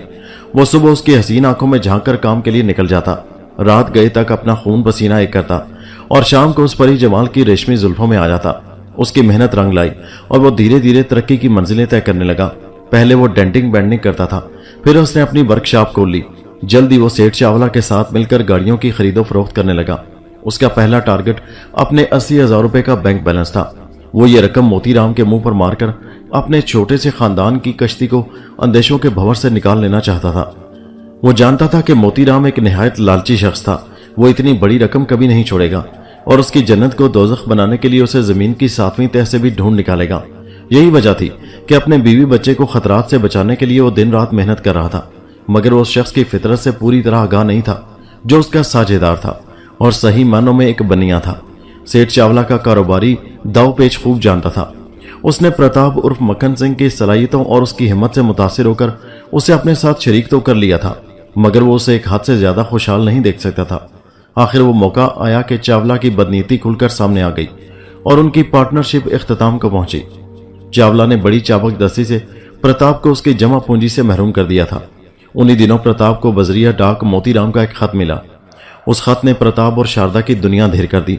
प्रताप ने मोतीराम से मुलाकात की और उसे बताया कि उसे कारोबार में अचानक नुकसान हो गया है, इसलिए वो उसे चंद माह की मोहलत और दे दे। मोतीराम ने यह बात मानने से साफ इनकार किया। उसने कहा, मैंने अपने वादे के मुताबिक पूरे 4 साल तुम्हें अपनी शक्ल नहीं दिखाई, अब मैं पूरी रकम यकमुश्त लूंगा या कुछ नहीं लूंगा। उसने प्रताप को यह कहकर आग बोगला कर दिया कि हरियाणा का सेठ इस वक्त भी शारदा का खरीदार है और 80,000 के ब्रीफ केस के साथ कई बार अपना आदमी भेज चुका है। मोतीराम के मुतालबे और सेठ चावला की चालबाजी से प्रताप की जान शिकंजे में आ चुकी थी। उसने सेठ चावला के पास जाकर हाथ पैर जोड़े उसकी मिन्नतें की कि वो उसका हक उसे लौटा दे, लेकिन वो लोहे का थन बन चुका था। दूसरी तरफ प्रताप के पास बेच बाच कर भी 20-25 हजार रुपए से ज्यादा इकट्ठे नहीं हो सकते थे। परेशानियों में घिरकर उसकी हिम्मत जवाब देने लगी। आखिर पूरे 4 साल बाद उसका हाथ फिर शराब की बोतल की तरफ बढ़ गया। उसने बेतहाशा पीना शुरू कर दी। इस दौरान उसने शारदा को बताया कि वो उसे होशियारपुर ले जाना चाहता है। पहले तो शारदा ये समझी कि शायद वो मोती के खौफ से ऐसा कर रहा है, लेकिन जल्दी उसे असल बात का पता चल गया। कई बरस पहले का डाकू मक्खन सिंह के अंदर से फिर बेदार हो रहा था। शारदा के समझाने बुझाने और रोने चिल्लाने के बावजूद वो उसे होशियारपुर अपने एक पुराने दोस्त तिलक राम के पास छोड़ आया। उसके बाद क्या हुआ शारदा को ठीक ठीक मालूम नहीं था। वो बस इतना ही जानती थी कि 1-2 माह तक प्रताप होशियारपुर आकर उसे वापस चंडीगढ़ ले जाएगा, जहां वो अपने मासूम बच्चे के साथ दोबारा मुतमईन जिंदगी का आगाज कर सकेगी। उसे क्या मालूम था कि उसका सफाक शौहर अपनी असलियत पर आ गया है और कानून को किस हद तक हाथ में ले चुका है। शारदा की पूरी रुवायत सुनने के बाद मैंने उससे पूछा, क्या अपने अगवा के बाद वो फिर कभी वालिदैन से मिली है? उसकी हसीन गुलाफी आंखों में सोच के साए लहरा गए। खोए हुए लहजे में बोली, अपने पिछलों के लिए तो मैं मर चुकी हूं। ना वो मुझे देखना चाहते होंगे, ना मैं उनसे मिलकर उनके जख्म हरे करना चाहती हूँ। सच्ची बात तो यह है कि अब मेरे दिल में उनकी तांग ही नहीं रही। जिस रात मैं अगवा हुई उस रात मेरी शादी थी। मैं दुल्हन बनी सुहाग की स्टेज पर बैठी थी। अभी शौहर की शक्ल भी ना देखी थी कि डाकुओं के हत्थे पड़ गई। ये सोचकर मेरा दुख और बढ़ जाता है कि लोग क्या कहते होंगे। शायद उनमें से कुछ सोचते होंगे कि मेरा किसी से मेल जोल था जो मुझे शादी की रात अगवा किया गया, हालांकि ये सिर्फ इत्तेफाक था। आह, मेरे बाप बाप ने ये कैसा दुख झेला होगा। मैं दिल में अफसोस लिए उस हसीनो जमील लड़की को देख रहा था जो आज से 4 बरस पहले एक रात की सुहागन बनी थी और अब एक डाकू की दस्तरस में थी, बल्कि उसके बच्चे की मां भी बन चुकी थी। जब से ये दुनिया बनी है औरत पर ऐसे मजालिम होते रहते हैं।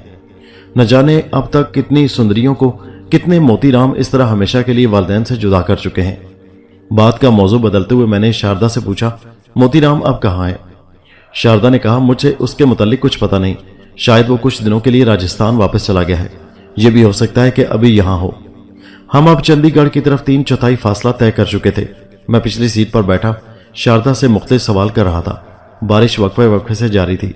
अचानक हेड कांस्टेबल खुशी मोहम्मद ने गाड़ी चलाते हुए कहा, जनाब, एक जीप वाला बड़ी देर से पीछे आ रहा है। मैंने फौरन घूम कर देखा। रोशनियों की हरकत से जाहिर था कि गाड़ी तेजी से हिचकोले खाती हुई करीब पहुंच रही है।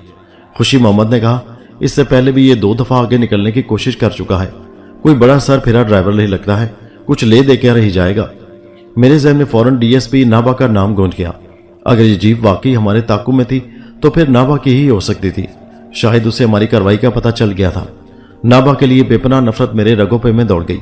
मैंने फैसला कर लिया कि अगर उसने जबरदस्ती मेरा रास्ता रोकने की कोशिश की तो मैं भी उसकी अफसरी निकाल कर रख दूंगा।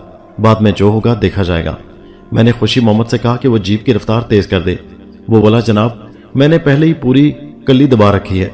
गालिबन वो ठीक ही कह रहा था। हमारी जीप अपनी ताकत से ज्यादा तेज रफ्तारी दिखा रही थी। ऊंची नीची सड़क पर वो बाज़ औक़ात 1-1 फुट उछल जाती थी। सड़क की फिसलन को देखते हुए ये रफ्तार काफी ज्यादा थी। मैंने एक बार फिर मुड़कर देखा। अकबी जीप की रोशनियां अब और करीब आ गई थी। उसकी तेज रफ्तारी देखते हुए साफ तौर पर खतरे का एहसास हो रहा था। शारदा भी अपने खुश कोटों पर जुबान फेरने लगी थी। मैंने कमीज के नीचे से रिवॉल्वर निकालकर उसकी गोलियां चेक की। देखते ही देखते अकबी जीप तूफानी रफ्तार से दौड़ती हमारे पहलू में पहुंच गई। वो आगे निकलना चाहती थी, लेकिन खुशी मोहम्मद उसे किसी तरह रास्ता नहीं दे रहा था। दूसरे ड्राइवर ने मुसलसल हॉर्न पर हाथ रखा हुआ था। दोनों गाड़ियां अब बुरी तरह लहरा रही थी। अचानक एक धमाके से दूसरी जीप हमारी जीप के पहलू से टकराई। शारदा की चीख गूंज कर रह गई। खुशी मोहम्मद ने बमुश्किल स्टीयरिंग पर काबू पाया। उसके संभलते संभलते मुखालिफ ड्राइवर ने एक बार फिर साइड मारी। इस दफा यह टकराव ज्यादा जोरदार था। कोशिश के बावजूद खुशी मोहम्मद गाड़ी को सड़क पर न रख सका और कच्चे में उतरता चला गया। दूसरी जीप के पहिए चरचराए और वो भी हमारे साथ ही कच्चे में उतर गई।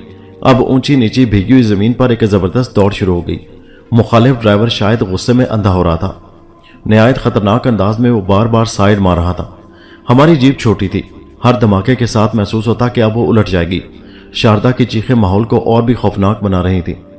मैंने चिल्लाकर कहा, खुशी मोहम्मद जीप रोको, लेकिन इससे पहले कि वो इस हिदायत पर अमल करता वही हुआ जिसका डर था।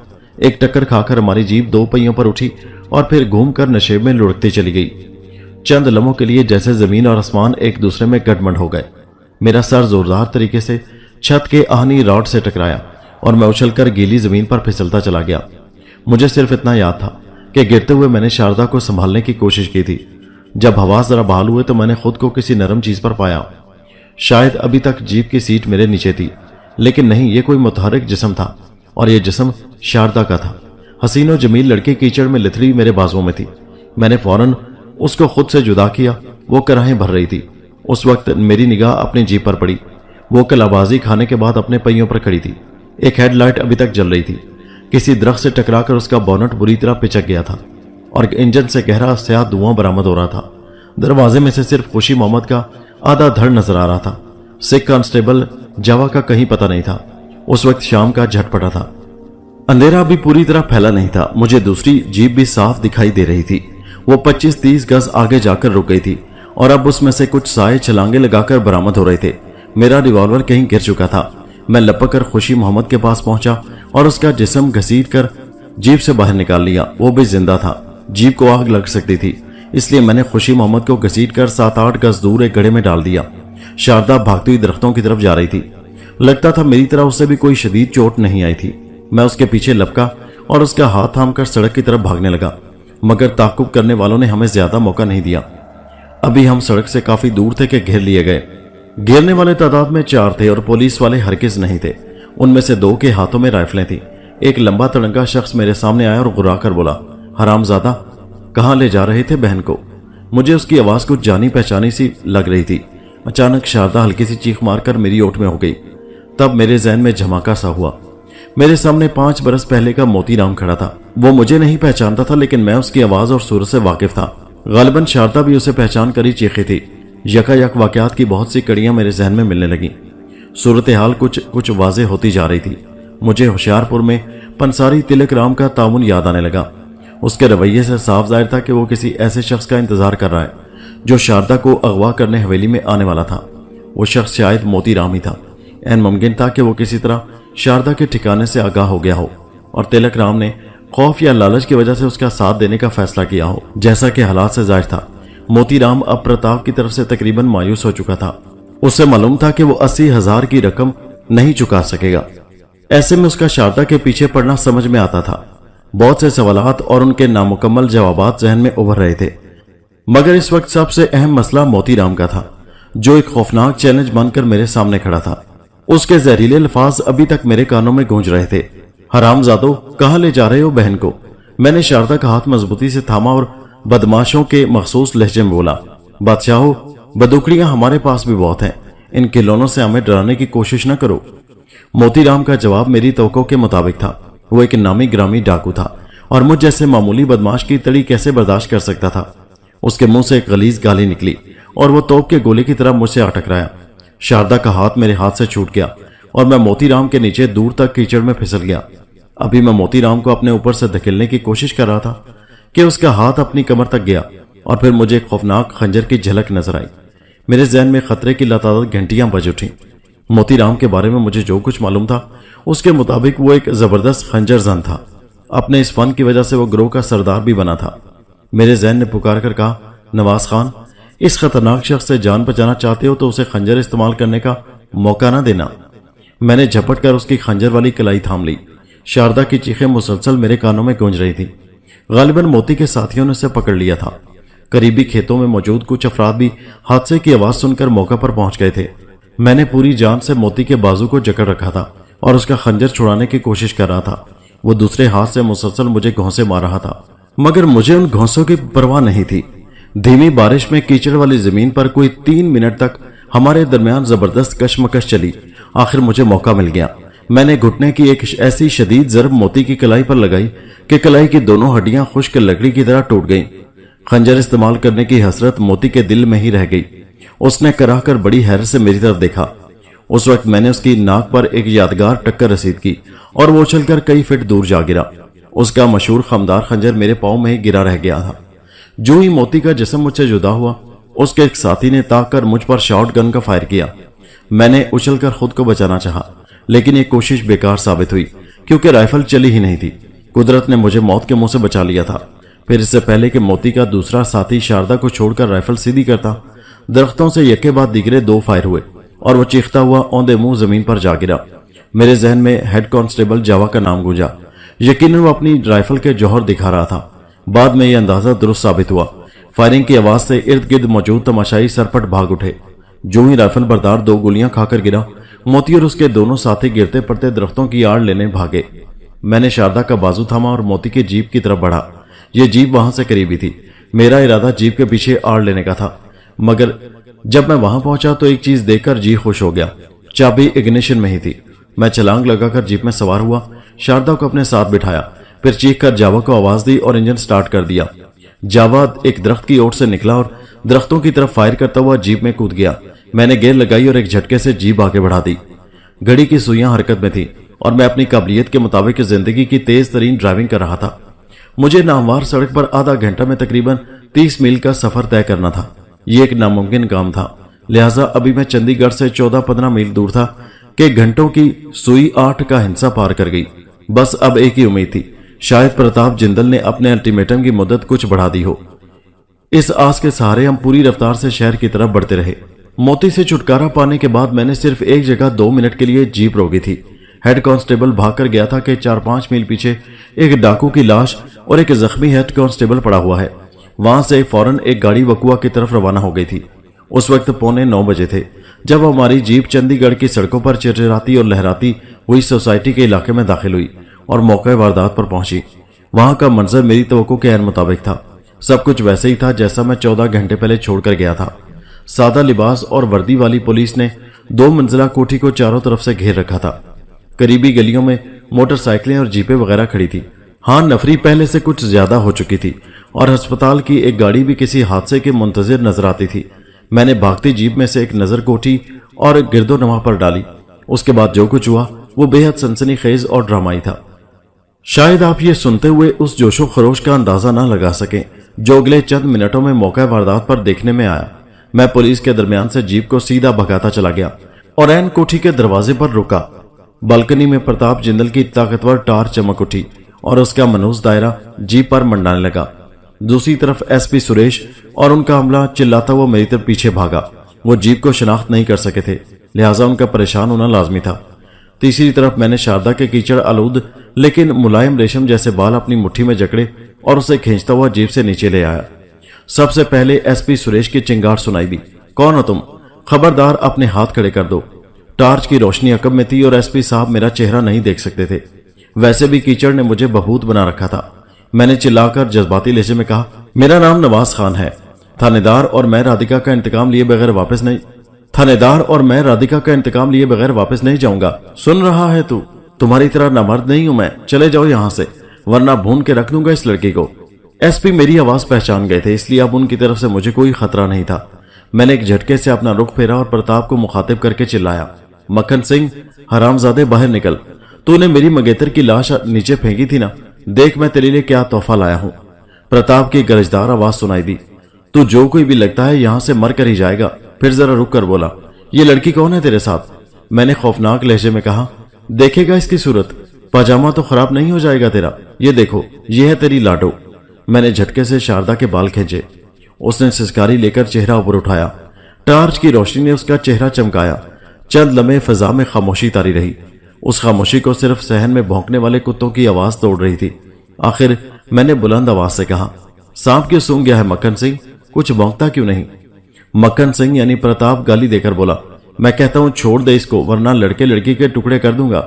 प्रताप की बात से मुझे इतनी तसल्ली जरूर हुई कि दोनों यरगमाली अभी जिंदा हैं।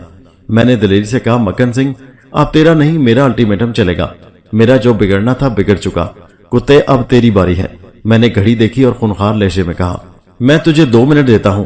दोनों हाथ उठाकर अपने बाप के सामने आ जाओ, वरना तेरी इस चमक छल्लों की खोपड़ी खूना खून कर दूंगा। बल्कि सिर्फ 2 मिनट। प्रताप बालकोनी से चिल्लाया, खबरदार, मैं तेरे अगलों पिछलों का हशर कर दूंगा।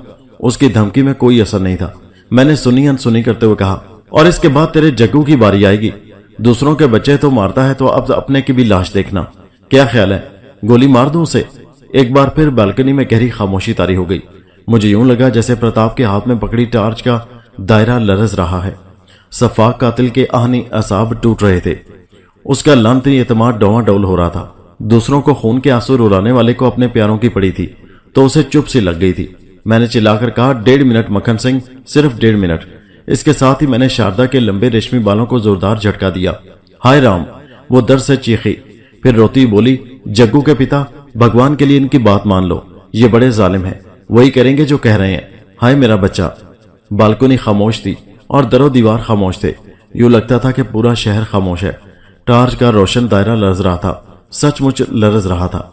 बेरहम मुजरिम अपने जाल में खुद फंस गया था। अगर वो शेर था तो उसे सवा शेर मिल गया था। अगर वो नहला था तो उसे उस पर दहला आ गया था। वो अपना मद्दे मुकाबिल पुलिस को समझता था, मगर यहां एक उस जैसा खर दिमाग उसके सामने आ गया था। ऐसा खर दिमाग जिसके पांव में कानून की बेड़ी नहीं थी और जो उसकी ईंट का जवाब पत्थर से दे सकता था। और यही वो फायदा था जो मैंने शारदा को गैर कानूनी तौर पर यहां लाकर हासिल किया था। जहां तक शारदा को नुकसान पहुंचाने का ताल्लुक था, तो उसका बच्चा अपने घर में बिल्कुल महफूज था। ये धमकियां तो मैं सिर्फ प्रताप को राह रास्त पर लाने के लिए दे रहा था। बालकनी पर सकूत था। ये ऐसा सकूत था जिसमें असाब चटक जाते हैं और रूह फना हो जाती है। ये रिवॉल्वर मुझे मोतीलाल की जीप के डैशबोर्ड से मिला था। मेरी उंगली लबलबी पर पहुंच चुकी थी। 1 मिनट, मैंने पुकार कर कहा। 50 सेकंड, 40 सेकंड, रुक जाओ। बालकनी से प्रताप जिंदल की धाड़ गूंजी, मैं आ रहा हूं। शारदा जोर से रोने लगी। चंद मिनट बाद वो 2 मंजिला कोठी का मनूस गेट खुला और प्रताप उर्फ मक्खन सिंह दोनों हाथ ऊपर उठाए बरामद हुआ। उसके पीछे लंबी गर्दन वाला किरला सिंह आ रहा था। उसने भी हाथ उठा रखे थे। मेरे इशारे पर पुलिस के जवान भागते हुए आए और उन्होंने चारों तरफ से मुजरिमों को घेर लिया। तकरीबन 1 घंटे पर मुश्तमिल यह ड्रामा खत्म हो चुका था। सेठ चावला के दोनों बच्चों 8 साला गोपाल और 14 साला सरोज को दूसरी मंजिल के 2 मुख्तलिफ कमरों से बरामद कर लिया गया। खुबरू सरोज का रंग हल्दी की तरह जर्द हो रहा था। दर हकीकत वो मौत के मुंह से होकर वापस आई थी। 8 बजने के बाद प्रताप जिंदल ने एसपी सुरेश को सिर्फ 1 घंटे की मोहलत मजीद दी थी और ये कहा था कि 9 बजे वो लड़की को गोली मार देगा। सरोज अपनी बहन की मौत पर पागलों की तरह चिल्ला रही थी और प्रताप जिंदल का मुंह नोच लेना चाहती थी। पुलिस वालों ने उसे बड़ी मुश्किल से संभाल रखा था। प्रताप का तीसरा साथी कोठी के अंदर मुर्दा पाया गया। यह शख्स अलग सुबह डीएसपी रामन की कार्रवाई के वक्त हलाक हुआ था। उसके सर में गोली लगी थी। मुतवफी किरला सिंह का सगा भाई था। उसके मरने के फौरन बाद प्रताप ने राधिका को किरला सिंह के हवाले कर दिया था और उसने उसे मारकर नीचे फेंक दिया था। लेकिन यहां एक और बात सामने आई कि प्रताप जिंदल को इल्म नहीं था कि कत्ल से पहले राधिका की इज्जत लूटी गई है, जैसा कि बाद की तफ्तीश और वकीलों की जिरा से जाहिर हुआ। प्रताप ने राधिका को गोली मारने के लिए किरला सिंह के हवाले किया था, मगर किरला सिंह चूंकि अपने भाई की मौत पर गजबनाक हो रहा था, उसने इंतकामन राधिका को दरिंदगी का निशाना बनाया था और कत्ल से पहले उस पर जुल्म तशद्दुद की इंतहा कर दी। बाहर तौर प्रताप जिंदल खुद को इस जुर्म से बरी करार नहीं दे सकता था। कत्ल का हुक्म तो उसी ने दिया था। इस तमाम वाकया पर जिस कदर भी अफसोस किया जाता कम था। काश उस बेगुनाह लड़की को अपनी बेबसी की मौत मरने से बचाया जा सकता। मैं समझता हूं इस अंदोहनाक कत्ल का एक जिम्मेदार डीएसपी रामन भी था, जिसने जल्दबाजी करके न सिर्फ खुद गोली खाई बल्कि राधिका को भी मौत से दोचार कर दिया और इस सारे मामले को ज्यादा पेचीदा बनाकर खुद अस्पताल जा लेटा। इस वाकये का एक किरदार तिलक राम भी है। यह शख्स प्रताप का दोस्त तो था, लेकिन निहायत लालची भी था। प्रताप ने उस पर भरोसा करते हुए शारदा को उसकी पनाह में दिया, लेकिन वो तमा के हाथों मजबूर हो गया। दर हकीकत उसी की वजह से मोतीराम होशियारपुर में शारदा तक पहुंच पाया था। तिलक राम को प्रताप, मोती और शारदा की सारी कहानी का इल्म था। वो जानता था कि मोती शारदा की भारी कीमत अदा कर सकता है। उसने मोती को इतला दे दी कि शारदा उसके पास है। इस इतला का उसने भारी मुआवजा वसूल किया, लेकिन शर्त रखी कि शारदा को उसकी हवेली से इस तरह उठाया जाए कि बाद में उस पर कोई इल्जाम ना आ सके। اور وہ प्रताप के सामने शारदा की हिफाजत के सिलसिले में सुरखरू हो जाए। ये कैसा इत्तेफाक था कि जिस रोज मैं शारदा को उठाने तिलक राम की हवेली पहुंचा, वो खुद उसे अगवा कराने के लिए तैयार बैठा था। फर्क सिर्फ इतना पड़ा कि मोती ने रात को आना था, जबकि मैं दोपहर को जा धमका। मेरा चेहरा चूंकि छुपा हुआ था और कद गाढ़ मोती जैसा ही था, इसलिए कमरे की नीम तारीकी में उन्हें मोती का धोखा हुआ। इस गलतफहमी के तुफैल में बासानी शारदा को उठाकर ले गया। बाद में तिलक राम को किसी तरह का शुबा हुआ। शुबा रफा करने के लिए उसने अपना आदमी मोती के ठिकाने पर भेजा। वहां मोती सुकून से बैठा ताश खेल रहा था। मोती राम पर असल मामला खुला तो उसके तोते उड़ गए। उसने फौरन 3 आदमी साथ लिए और एक शख्स की निशानदेही पर हमारे ताकू में निकल भागा। बाद के वाकयात, मोती राम की ठुकाई और बच्चों की रिहाई तक आप जानते ही हैं। प्रताप जिंदल एक बेरहम शख्स था और उसका जुर्म नाकाबिले माफी था। मैं जब उसके जुर्म की सोचता हूं तो दिल चाहता है कि उसे कड़ी से कड़ी सजा हो, मगर जब शारदा की जवानी, उसकी मजलूमियत और बेबसी निगाहों के सामने आती तो ख्वाहिश होती कि वो बच जाए। उसे सजा देना या ना देना अदालत का काम था। जहां तक मेरी रिपोर्टिंग का ताल्लुक है, मैंने बिल्कुल गैर जानिबदारी से काम लिया। कानून को फैसला करते हुए इन हालात को भी मद्देनजर रखना होता है जिनमें जुर्म सरजद हुआ हो, और यही वजह है कि बाज कत्ले अमद की हद तक नहीं पहुंचते और उन्हें कत्ले इंसान मुतलजम सजा करार दिया जाता है। प्रताप शरीफाना जिंदगी इख्तियार कर चुका था। अगर उसका वास्ता चावला जैसे अयार कारोबारी शख्स से ना पड़ता तो शायद हालात उसे दोबारा जराइम की तरफ ना धकेलते।